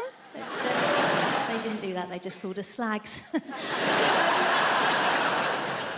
Let's lighten the mood a little bit. Let's talk about terrorism. Terrorism... Listen. One of my main issues with terrorism is simple, all right? It's got people that have known me my entire life doubting my credibility, all right? It's mad thing. And I want to let you know, all right? You guys are a little bit worried at the moment. I'll make it explicit for you. I am not a member of ISIS, all right? I'm not, okay? I have nothing to do with those people. I don't follow their ideology. That's because I've got 6 months left on my Al-Qaeda membership. I'm a lot... Where do they go? My gosh, I'm going to get some water, all right? Flipping it. It was a bad choice wearing this heavy-ass jacket, you know what I mean? And you know what, actually? Ooh, it's squirting all over the place. I tell you what is the biggest threat to Muslims on the face of the planet today, all right? Dehydration. We cannot carry around clear liquids in a bottle anywhere, all right?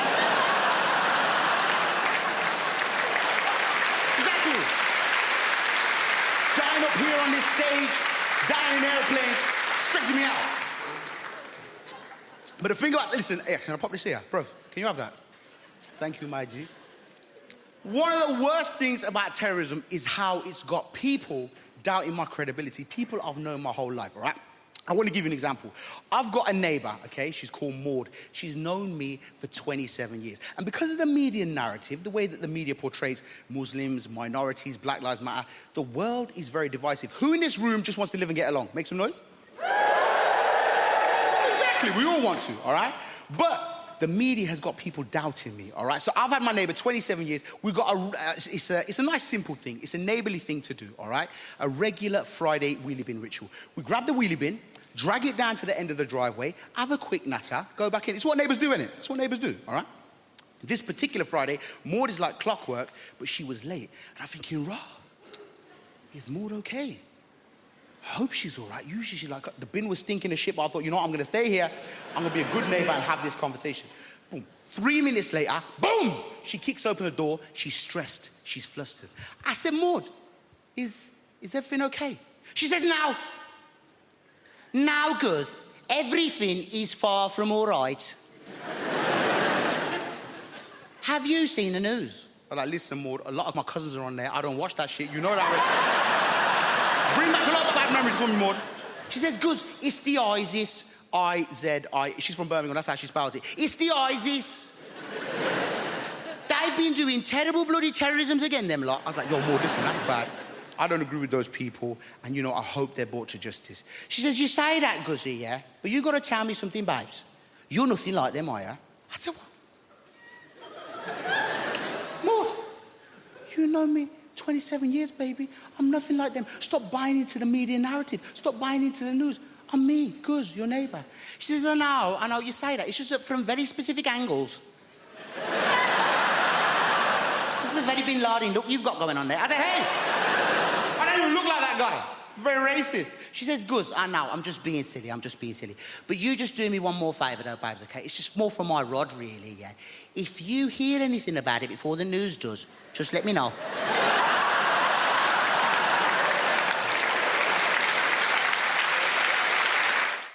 I get concerned about the message that we send, young women a lot on TV and, in the media, because right now we live at the height of materialism, where it's suggested to young girls especially that you can indulge the most depraved man as long as he's rich. This is evidenced by the franchise 50 Shades of Grey. Has everybody here seen 50 Shades of Grey or read it?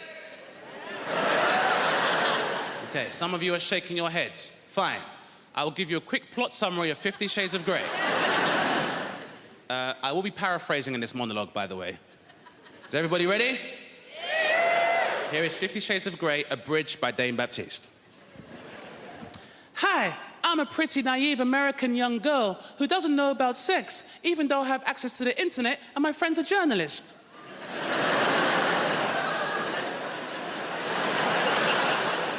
Mr. Grey, you seem so mysterious and rich. Can I interview you? That's right, baby. I am mysterious, and I'm rich as hell. Can I put a pineapple in your ass?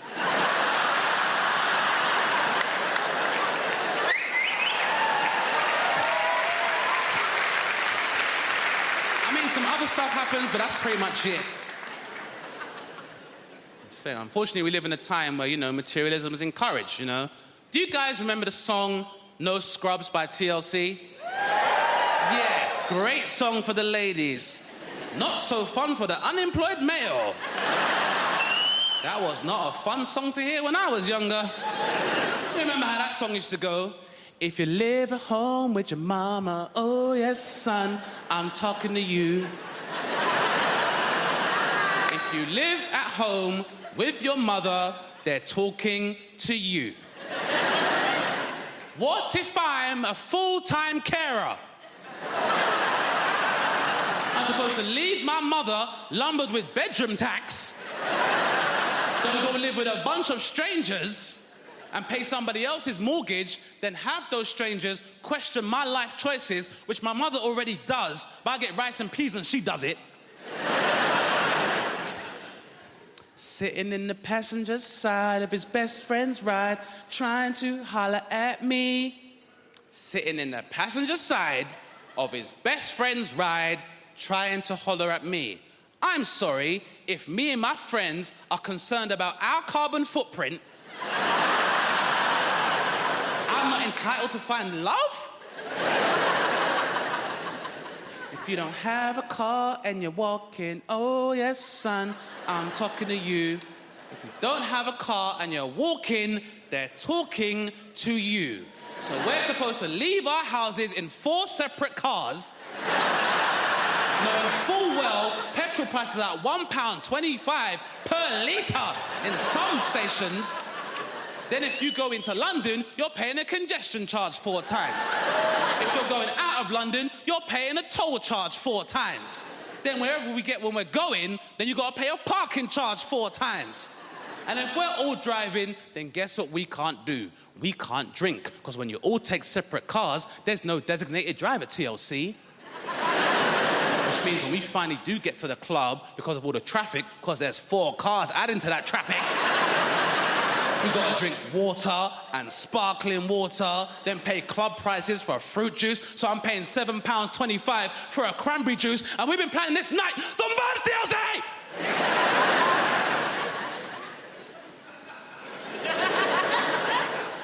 People ask me, they say, Chris, what is it like trying to raise a child when you can't see the child? It's ups and downs, ups and downs. You just got to go with the flow. Can't prepare yourself, She's 3.5 now. When she was 2.5, if you haven't got kids, by the way, as soon as they get to 2, they're adorable. They just start asking questions. They want to know what everything is.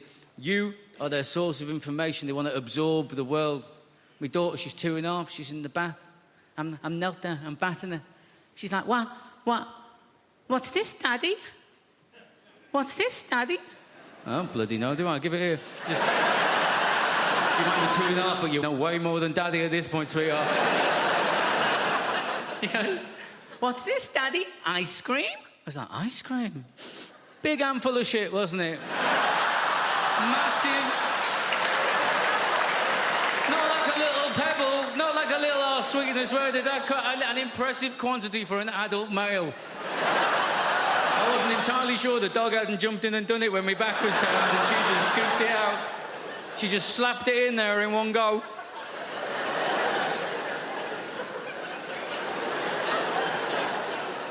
It threw me. I didn't... Look, right, I obviously didn't see it coming. I didn't even... No. I didn't even smell it coming. This came from underwater. This was a stealth move, right?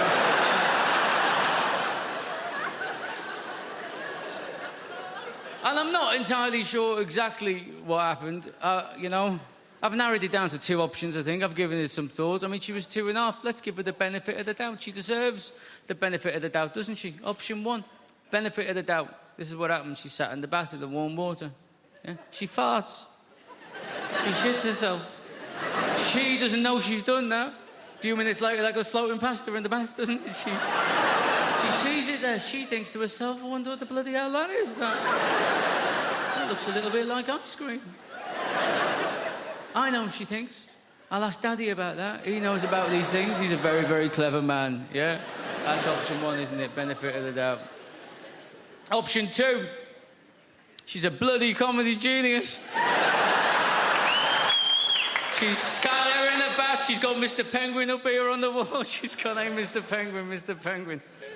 Get on this now. This is going to be brilliant. This is going to be amazing. Watch his face now. Watch his face. Watch. Keep looking. Keep looking.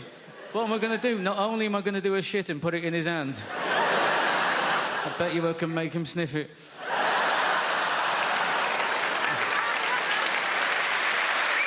Ice cream, Daddy? Ice cream, huh?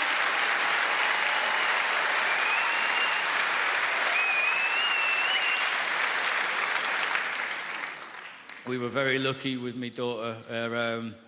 They say you got to watch your language around your kids, don't they? That's what they say. We were very lucky. My daughter's first words, apart from hand on heart, apart from mama, dada, baba, all that nonsense, her first words were go away. That's what she said. That's what she said for 3 months. Go away. Go away. She thought it was just one word. Go away. Go away. Why? Because that's what me and my wife said to the dog every time we were trying to feed my daughter. We'd get the food out, wouldn't we? The dog would get up, he'd go on the prowl, having a little look, wouldn't we? We'd be like, go away, go away, go away. She just picked it up. We'd push her in the pram out on the street. She'd be like, go away, go away, go away. Said to my wife, it's a good job we weren't telling that dog to fuck off, innit? Because we just wouldn't be able to take this kid out of the house. Going away with my wife, she does this thing, right? If you get her in an airport, I'm not allowed to have my own passport. It's embarrassing. It's embarrassing. I'm a 40-year-old man. I get to passport control. They say, you got your passport, mate? I'm like, no. I'm not allowed to carry it. Apparently, I'm not mature enough. I don't know what happens, man. The moment you get her near an airport, she becomes like some sort of Russian people trafficker. Do you know what I mean? She's like, I must have all the passports. You cannot handle passport. You are too stupid for passport. I must keep all passports in zippy clear travel document folder, huh? Alongside printout from TripAdvisor. But you may carry the bags. I'm like a peasant boy for the day. Oh, thank you, master. Thank you very much. Yes, it's a real honor for me to carry your bags, you know. 11 pair of shoes for 3-day mini break is a good idea. Yes. Maybe you will become a centipede while we are in Egypt. Who knows?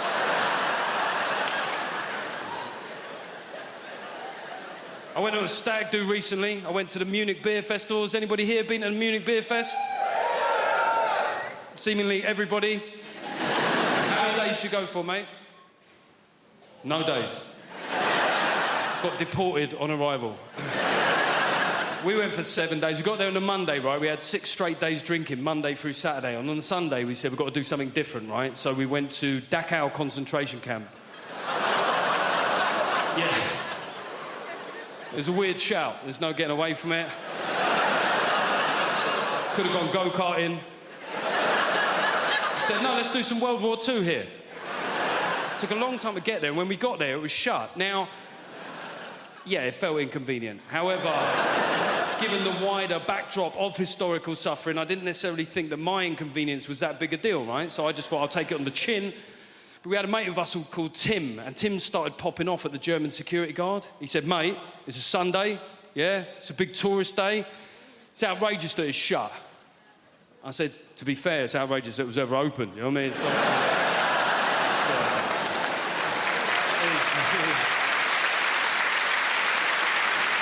it is weird that you're making this about you, Tim, to be honest.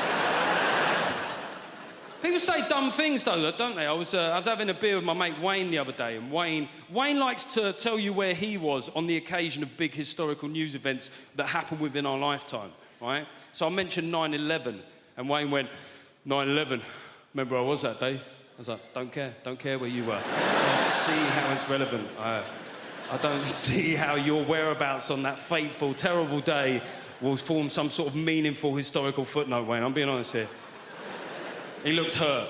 He went, all right, where were you? He went, karate. I went, see, that's exactly the sort of trivial shit I was worried about, Wayne. He said, well, you know, I was in New York 6 months before that. Makes you think, doesn't it? I was like, no. No. To be honest, all it makes me think is I wish you'd been there 6 months later. Sorry. I said, what do you want? He goes, I want a cat. And I said, a cat? Nah, I'm not going to buy you a cat. No one gets a pet for Christmas. And you know what happened? I'll tell you what happened. There was a mouse. A little mouse. It came into the house, and the girlfriend, she saw it. She goes, ah! What's he doing in here? What's he doing in here? We've got a mortgage. Like, that's got to do with anything. Like, all the mice is outside there. It's like, hold on, guys, before we go in there, we need to see if this is rental accommodation first. Yo, fam, put that cheese down. We haven't seen the tenancy agreements yet. It might be a hoax, right? It don't work that way. So she was like, Marlon, we need a cat. I said, I don't want one. She said, Marlon, we need a cat. So we compromised and we got one. So we went to this place. Where they hold all of the cats in the world. And I walked in there, I was like, I want a cat. And the lady said, that's not how it works, sir. I said, please. She said, no, what it is, we need to interview you to see if you're fit to have a cat. And I started panicking. At this point, I said, listen, right, lady, right, listen, right, between me and you, I've got a son. I said, human being, 8 years old, and he's not dead. And she looked at me, she was like, yeah, you can have a cat. So, she brought us up the stairs, man. When she brought us up the stairs, I've never seen so much cats before in my life. There was more cats than people in this room right now, right? And they were there, different shapes, different sizes. And my girlfriend, she got drawn to one cat, which was like blue and grey. I've never seen a cat like this before, a blue and grey cat, and his whiskers were out, and the tail was up, and she walked over to the cubicle where the little cat was, and she put her hand right up against it, and the cat came along, and he put his paw there. And it was like they were touching. And she was like, I want that cat. And the lady said, no. She said, why? She said, well, that cat, it can't live with children. And my girlfriend looked at me like to say, fuck the kid. I want that cat. The lady said, no, you can't have that cat, but we've got some cats that is suitable for you, but they're in this corner over here, and she walked us into this corner, ladies and gentlemen, and all of the cats in this area here were black cats. Yes, and my paranoia, that went off straight away. I was like, hold on a minute, we can't have that cat over there, but we can have any of these ones. I've got to fight racism in the real world, but also in the feline world as well. This is bloody ridiculous. And she said, this one's called Denzel. I've made a list of pros and cons, because I've been spending a lot of time in brothels and prisons.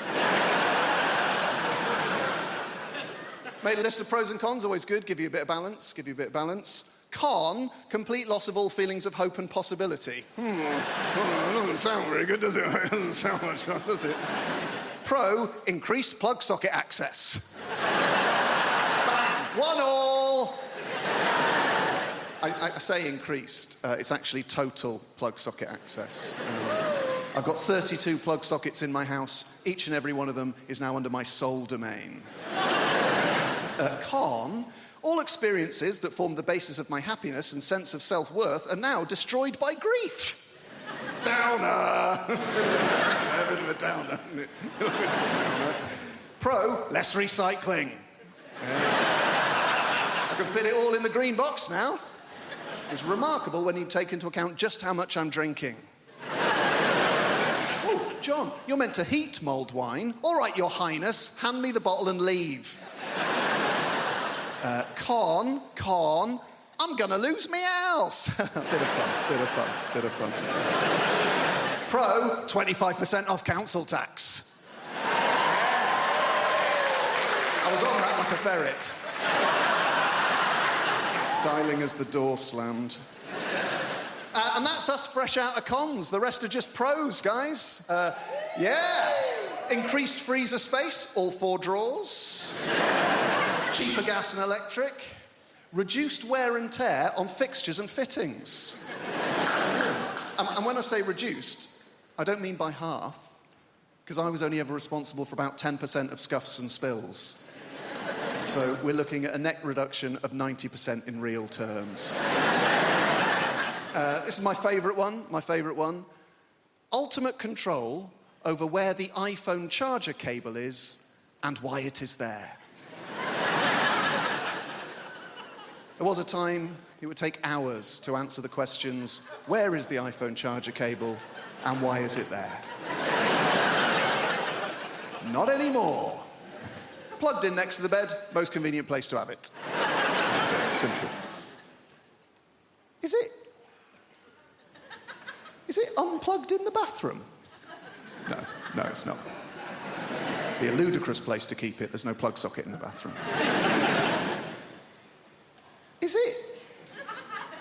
Is it in the front pocket of a rucksack you no longer use? That'll be the last place you look. That'll be very frustrating. Is it plugged in on a train we have alighted from? No. It's plugged in next to the bed because that's the most convenient place to have it.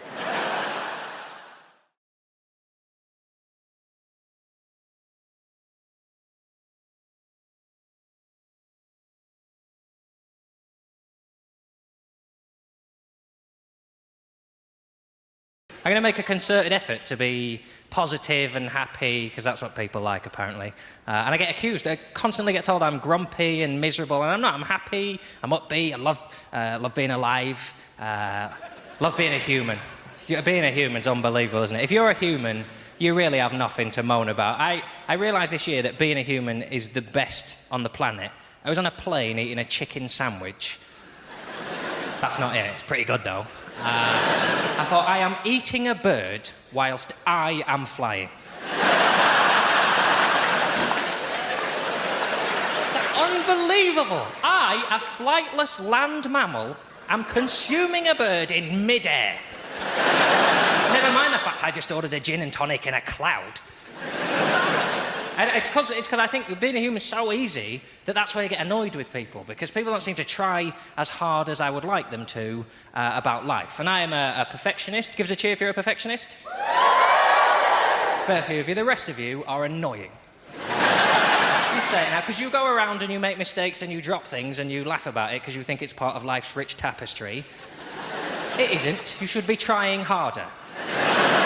I'm like a massive perfectionist to the point that every mistake in my life counts the same. So, in my world, dropping a spoon is the same as running someone over.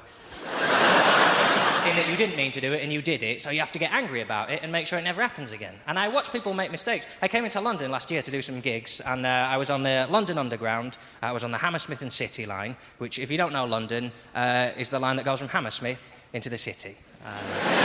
Cockneys really don't piss around when they're naming their things. Oh, a bit of a tube line, Gary. It goes from Hammersmith to the city. Oh, yeah? What you going to call it? Don't muck about, Gary. Don't muck about. So anyway, I was on the Underground, sat down, and I knew I needed 6 stops to get to where I was going. And opposite me on the tube are 2 young girls. They're all dressed up. They're going out for the evening. They're laughing. They're giggling. They're joking. They're generally pissing me off. See, I'm not a big fan of public shows of joy, you see. My motto is, there's misery in this world. You just have to look for it. If something's broken, you can fix it, and if it's untidy, you can tidy it. And if someone's unhappy, you can make them laugh, and you've made their day a bit better. Happy people are finished. You can't help them.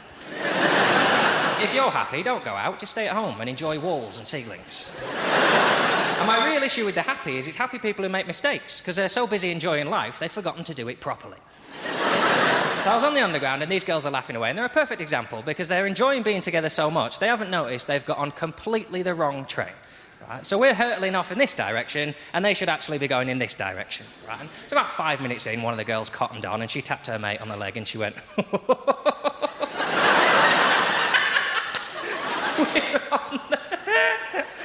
I would have been furious. Let's say it now. That's not funny, is it?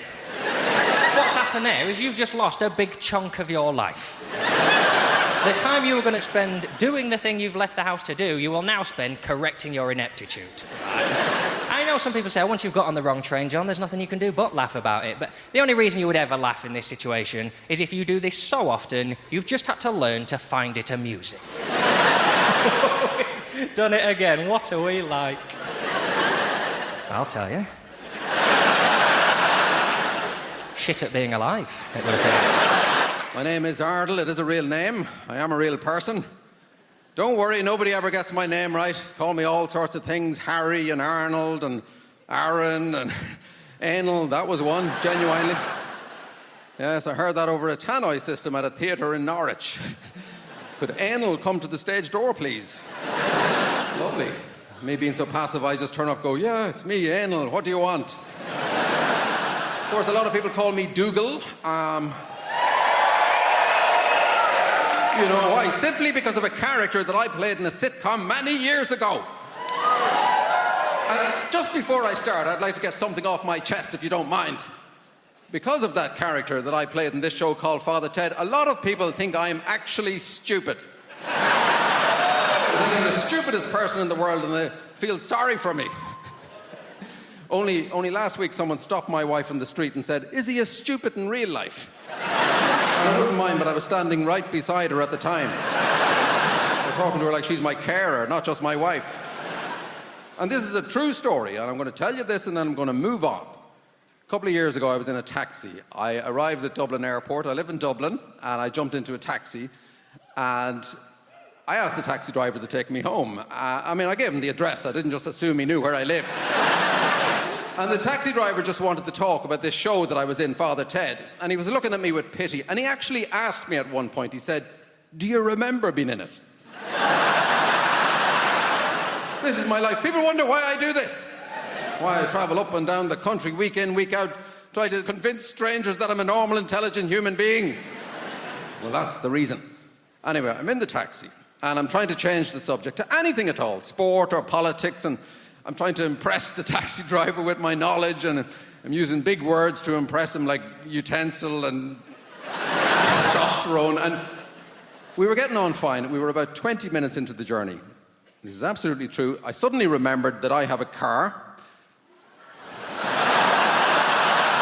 Some of you are ahead of me. And 3 days previously, I parked my car at the airport car park.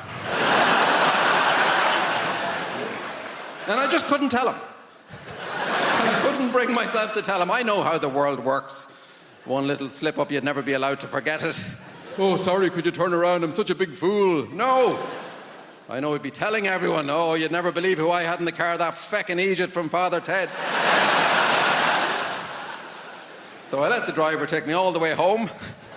And as soon as he was out of sight, I called another taxi and I went back to the airport. But we've moved now. We've moved to a place called Pinner. We only moved to Pinner because the estate agent said to us, he said, "Oh, Pinner is a lovely part of West London." Right? West London. We get Welsh telly. It's not London. It's not London, but it is very nice. One of the things I like about where we live is it's very multicultural. I think that's one of the brilliant things about London. I think multiculturalism is something we really have to fight for. Like the school my kids go to, it was very easy to pick a school for my kids because obviously we just picked the one with the highest ceilings. But the school they go to, it's a really nice school and it's very diverse. Like we have a mum's night out once a month and all the mums from the school go and there are women there from every economic background, every race, every religion, and we have a fantastic time and the Muslim mums drive us home.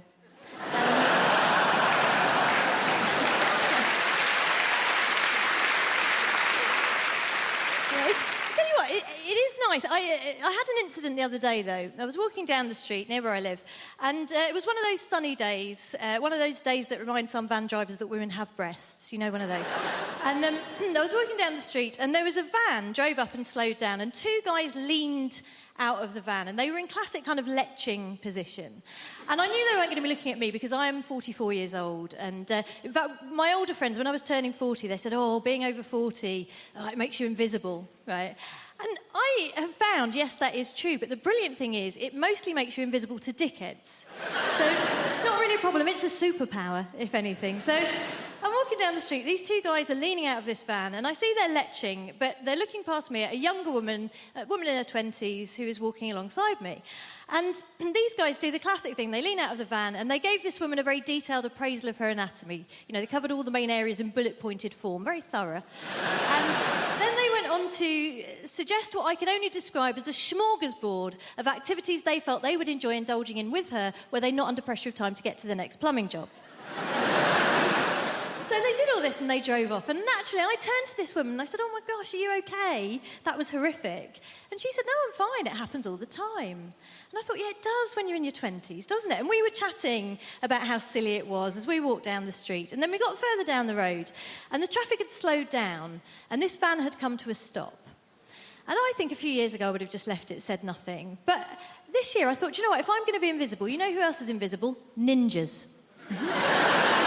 I am going to be a bloody middle-aged ninja. I'm going to strike, right? So I went up to the van and I just leaned in and I said, oh, hi, guys. Listen, sorry to bother you. I just wanted to say thank you so much for what you did back there, because my son here has been undergoing a very difficult gender reassignment.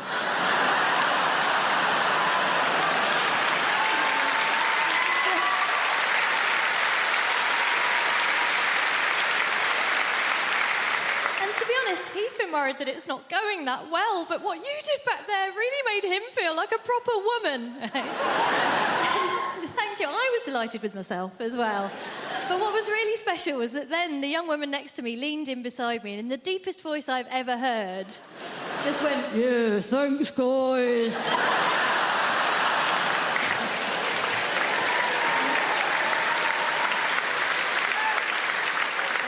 It was a beautiful moment. Obviously, it wasn't perfect. The only thing that could have made it perfect would have been if the guys in the van had said, actually, if your child is undergoing a gender reassignment, it's incredibly insensitive of you still to be referring to her using the male pronoun. But, they didn't do that. They just called us slags. We spent 10 years looking for bin Laden. We scoured 27 countries looking for bin Laden. We spent $2 billion looking for bin Laden. Where do we find him? In his house!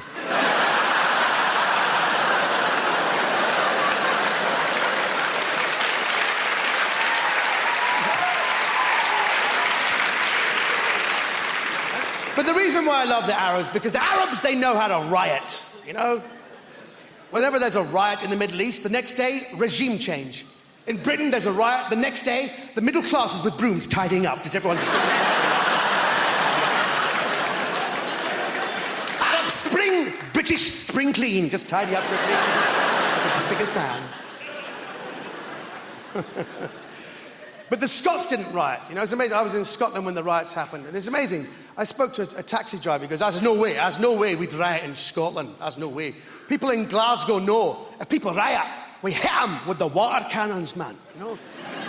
You hit them with the water cannons and you put the blue dye. You need the blue dye in the water cannons. So when you hit them, the next day, whoever looks like a smurf, you bring them in. That's how you do it. Simple and easy, man. You bother. Wow. But man, the Arab Spring went all around the world. It started in Tunisia, then it went to Egypt and Syria. Every country in the Middle East was galvanized, everywhere except Dubai. Because Dubai is a very interesting country. They're a bit too, there's too much money there. There were people on the streets going, what do we want? Democracy. When do we want it? After happy hour. And when you go there, they always give you some kind of, there's always a guide who goes, Omid, you come here, you come to Dubai, we are the Las Vegas of the Middle East. You want girl, we got you girl. You want drink, you can drink. You want to gamble, you can gamble. All day long, girl, drink, gamble, gamble, drink, girl. Drink, girl. You want to drink, girl, we blend, girl, you drink it. You want all three? We blend, girl. You drink it. We bet how quickly you down it in one. I said, actually, no, I'm not into that all that. I'm actually quite hungry. He goes, oh, what do you want, my friend? Anything you want? I said, quite fancy a bacon sandwich. He went, pork? What do you think we are, infidels? This is a Muslim country. Now kindly drink your woman and leave.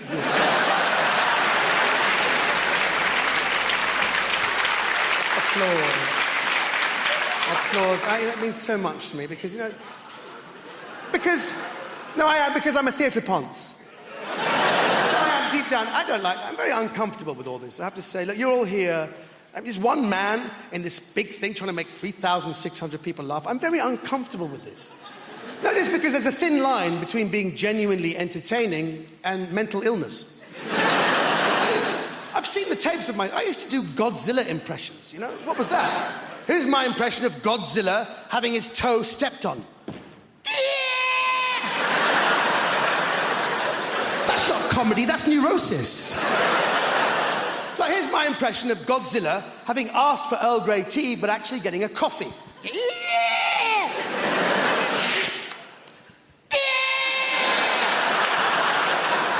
That's not comedy, that's because my father didn't love me.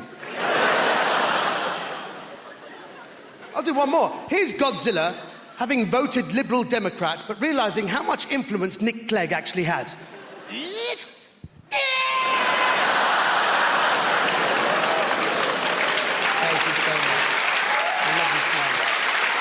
People ask me, they say, Chris, what is it like trying to raise a child when you can't see the child?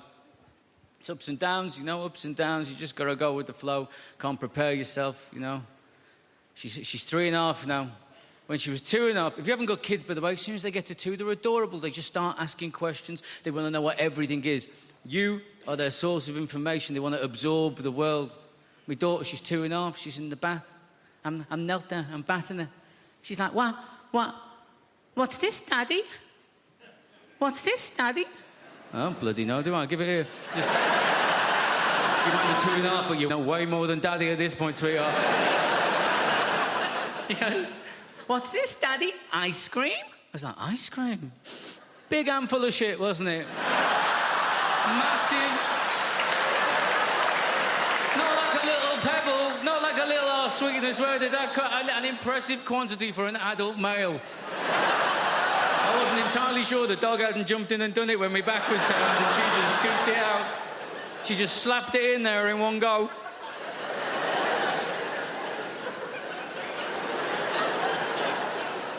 It threw me. I didn't... Look, right, I obviously didn't see it coming. I didn't even... No. I didn't even smell it coming. This came from underwater. This was a stealth move, right?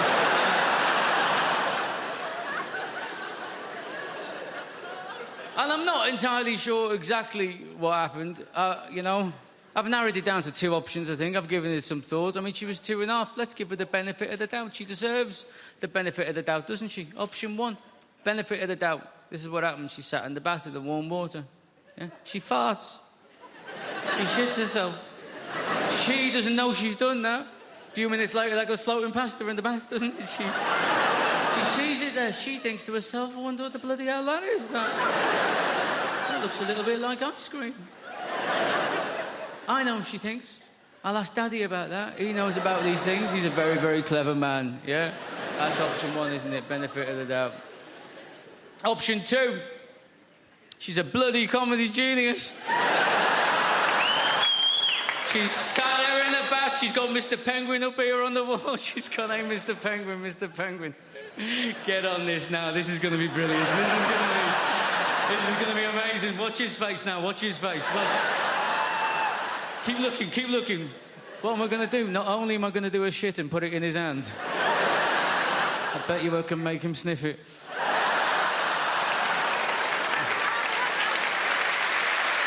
Ice cream, Daddy? Ice cream, huh?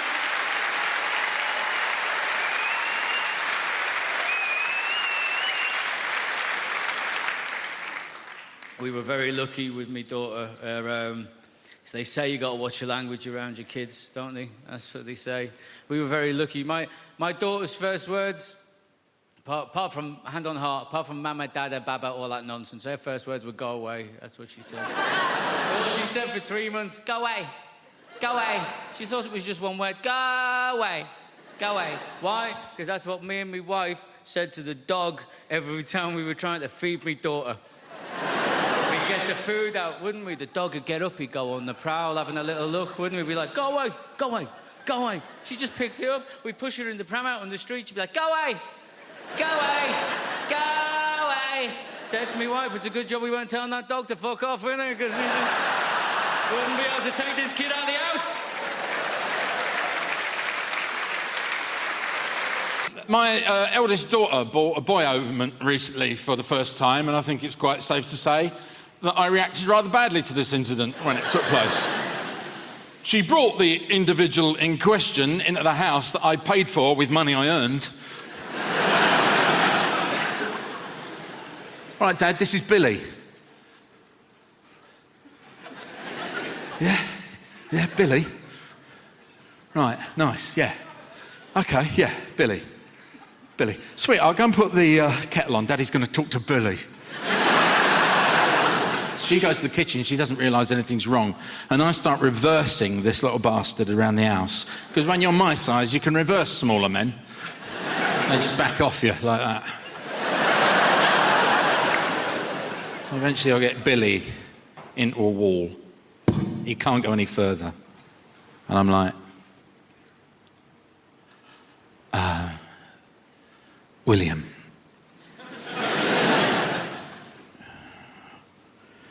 If you as much as touch her,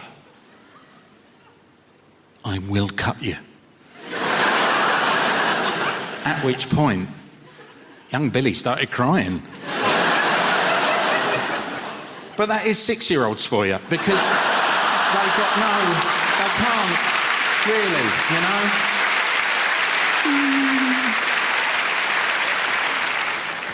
That was the joke. This is the true version of events. How can I start this? Okay. So, the other day, my wife and I had a meeting that I did not know was a meeting. I got in, and there was tea, and there was biscuits. And I thought, brilliant. And I sat down, and I'm drinking, oh, Viscounts, I love them. Oh, didn't even take the foil off. Oh, these are, oh my, love a Viscount. And she goes, yeah, we got to have a chat about Emily. I'm like, yeah, all right, yeah, what's going on? She goes, yeah, she's having a sleepover on Friday.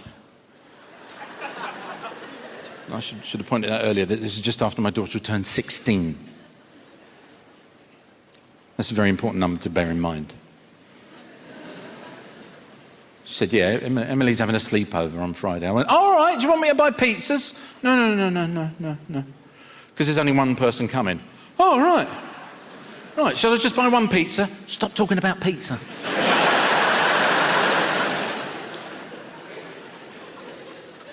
She's having a sleepover, and it's Stephen.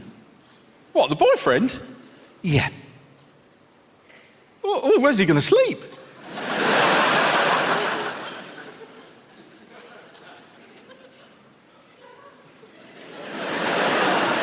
In Emily's room.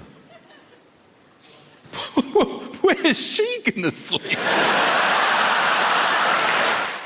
I've got the memory of an elephant. I remember one time I went to the zoo and saw an elephant.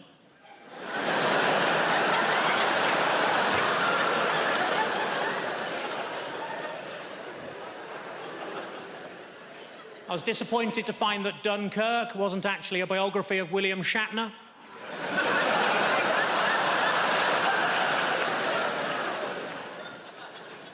I accidentally kicked my dog early and it bit me on the bollocks. My mate said it's karma. I said, no, if anything, it's even more angry.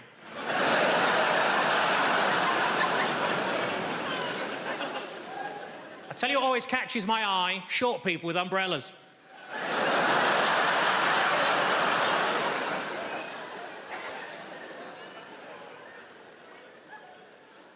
I put on a lot of weight, so I rang up Weight Watchers. I said, it's an emergency, can you send somebody round? And they said, yes, we can, we got loads of them.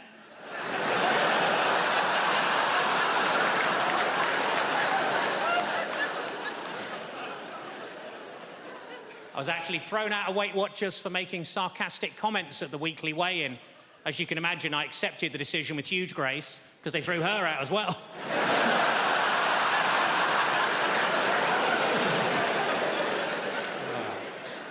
I was watching TV, the announcer said there's a documentary about the clitoris on the red button, but I couldn't find it.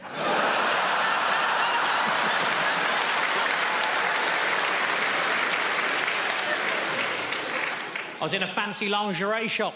I said, are these knickers satin? He said, no, they're new.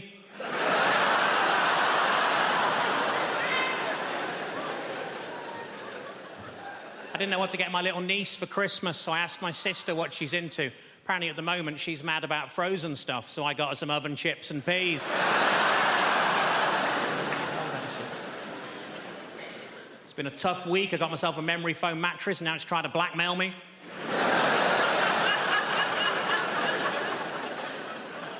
As a child, I was made to walk the plank. We couldn't afford a dog.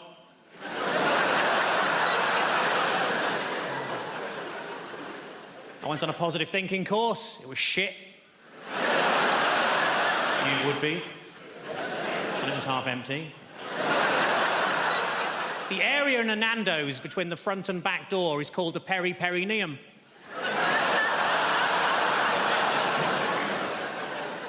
What I like most about that joke is that people who know what a perineum is usually haven't heard of Nando's.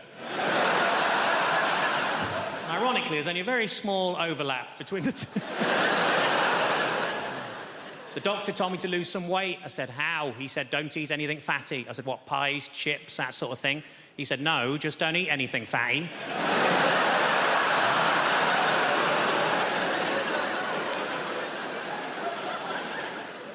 Old lady names are very much back in fashion at the minute, like Lily or Elsie or Rose, and we wanted something like that for our daughter, but we couldn't decide, so in the end we just called her Nan. So we should grow into it.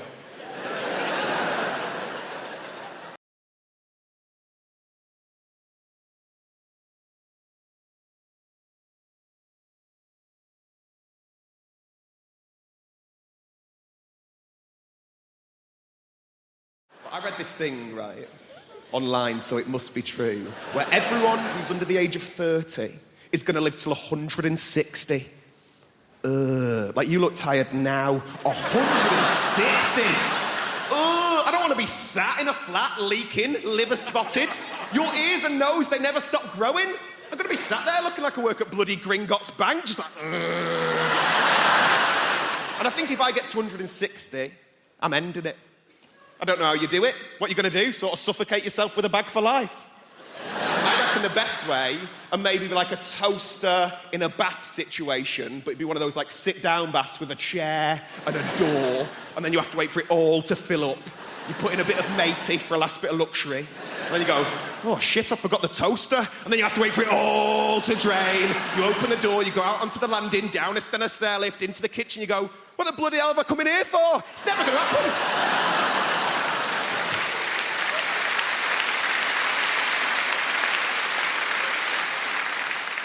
I'm trying to do more nice things, though. That's what I'm trying to do. Because I've never really done anything with my life. I did a thing recently. I went to go and give blood for the first time. Has anyone ever done that? It's just one woman like, yeah, I did it today. It's amazing, but I thought you did it in like a hospital or like a sanitised medical centre. You don't. You do it in like a rugby club or like a methadone church, right?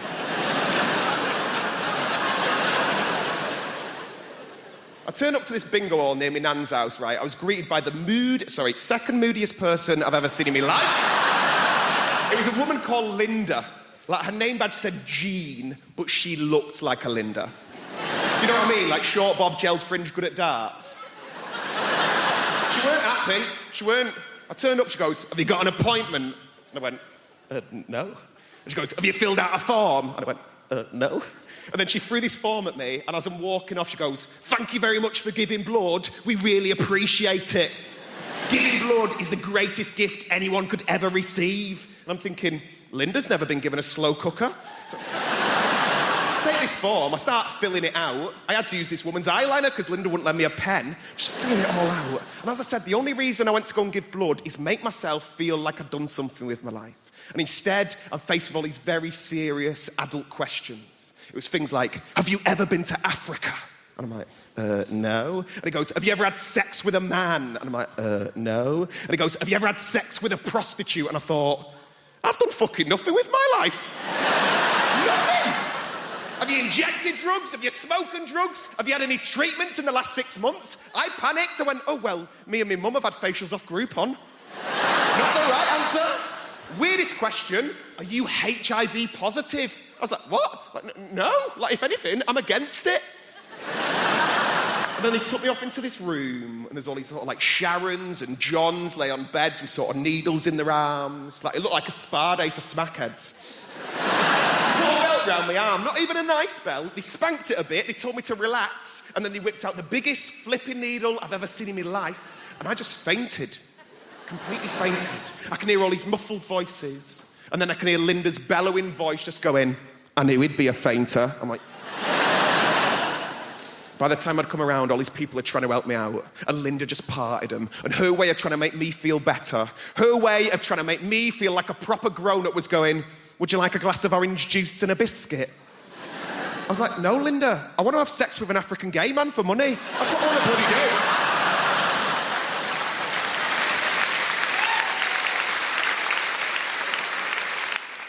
I'm going to explain the concept and naked attraction to you, and you're going to think to yourself, Suze, previous to your gig tonight, did you nip outside and smoke some crack? Because that's how mental it is. Right, Emma, a girl walks out on stage, she's like, I'm looking for a boyfriend. And the host goes, brilliant, we've got 6 naked men in tubes behind. Then the host says to the girl, what are you looking for? And the girl will always do the same thing. She'll go, oh my God, you've really put me on the spot. And you think, no, you chose to come on this show, moron. She goes, well, I guess I'm looking for a boyfriend, but also a friend. I really like going to European city breaks, maybe someone that likes travel. And I really like music gigs as well, so maybe someone that likes music. And I guess if I'm being really honest, what I'm looking for is love. And the host goes, brilliant, let's see if you can find love by judging dongs. Okay?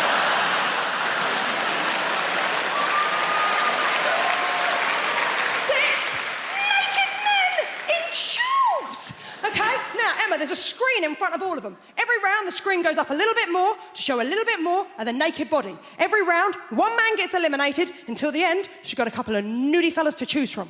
Okay? Now, Emma, first round, screen just goes up to the knees. There's always one bloke who's got really rough feet. Really rough. Like he was an extra in The Hobbit. And he just never took the feet off afterwards, right? Now, she clearly looked at them feet and thought, well, them trotters ain't coming home with me, right? And you think, well, that's the end for him. Not the end. They don't shoot him. You think it's the end of the show for him, but it's not. It's not the end of the show, because he then has the indignity of the screen going the whole way up, so you see his penis and his face. Then he has the most awkward moment in television where he steps out of his tube, walks over to her, and gives her the most uncomfortable hug you have ever seen. Well, you can tell all he is thinking is, don't touch the lady with your dick. Whatever you do, don't touch the stranger with your dick.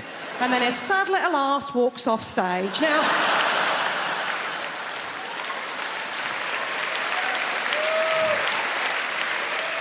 the next round, the screen comes up to the waist. And let's be honest, it is the round we are all watching for. It's cock-a-clock. Now, it's not going to come as a surprise to any of you. There's a lot of people in this evening. I bet it doesn't come as a surprise to one person in this room. I ain't seen many willies. I ain't seen many of them. I ain't seen many willies. I'm not a connoisseur when it comes to willies. I was straight for a month when I was 18. I don't have the wrists, okay? But even to me, even to the untrained eye, there was one that I was like, oh, there's something up with him. There was something just not quite right about it. They're not meant to have a corner, are they? Halfway through, it had like a proper corner. Now, she clearly looked at that one and went, ooh. She can't do that, can she? She's got to go work on Monday. She don't look a bitch on TV. So instead, she has to do a little lie. Emma, see if you can see where she went wrong. She went, I'm going to have to get rid of number 4. Kind of weird dick. I'm going to have to get rid of number 4 because the way that he's standing, he doesn't really look like a very confident guy. And I'm only really attracted to really confident guys. And I thought, he has his penis out on television. How much more confident would you like this twat to be?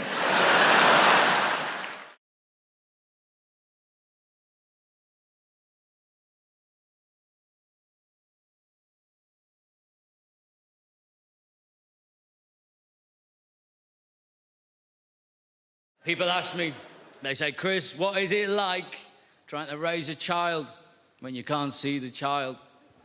It's ups and downs, you know, ups and downs. You just got to go with the flow. Can't prepare yourself, you know. She's 3.5 now. When she was 2.5, if you haven't got kids, by the way, as soon as they get to 2, they're adorable. They just start asking questions. They want to know what everything is. You are their source of information. They want to absorb the world. My daughter, she's 2.5. She's in the bath. I'm knelt there. I'm bathing her. She's like, what's this, Daddy? What's this, Daddy? Oh, bloody no, do I? Give it here. Just... You're not 2.5, but you know way more than Daddy at this point, sweetheart. Yeah. What's this, Daddy? Ice cream? I was like, ice cream? Big handful of shit, wasn't it? Massive. Not like a little pebble, not like a little sweetness. Where did that cut? An impressive quantity for an adult male. I wasn't entirely sure the dog hadn't jumped in and done it when my back was turned and she just scooped it out. She just slapped it in there in one go.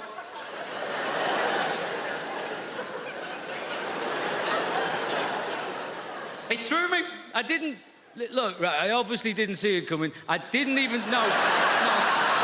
I didn't even smell it coming. This came from underwater. This was a stealth move, right?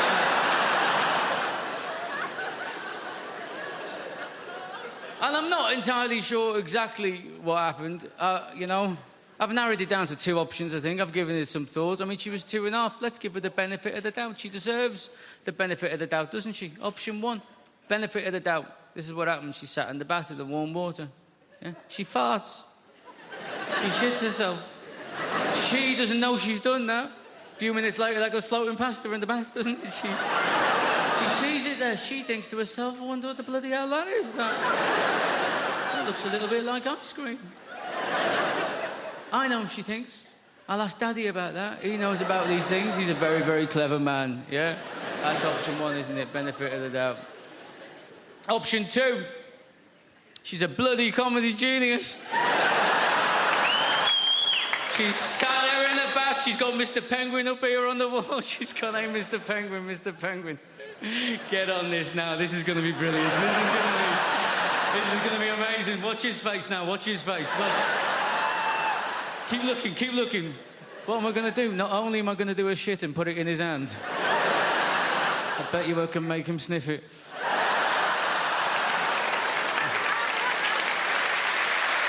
Ice cream, Daddy? Ice cream, huh?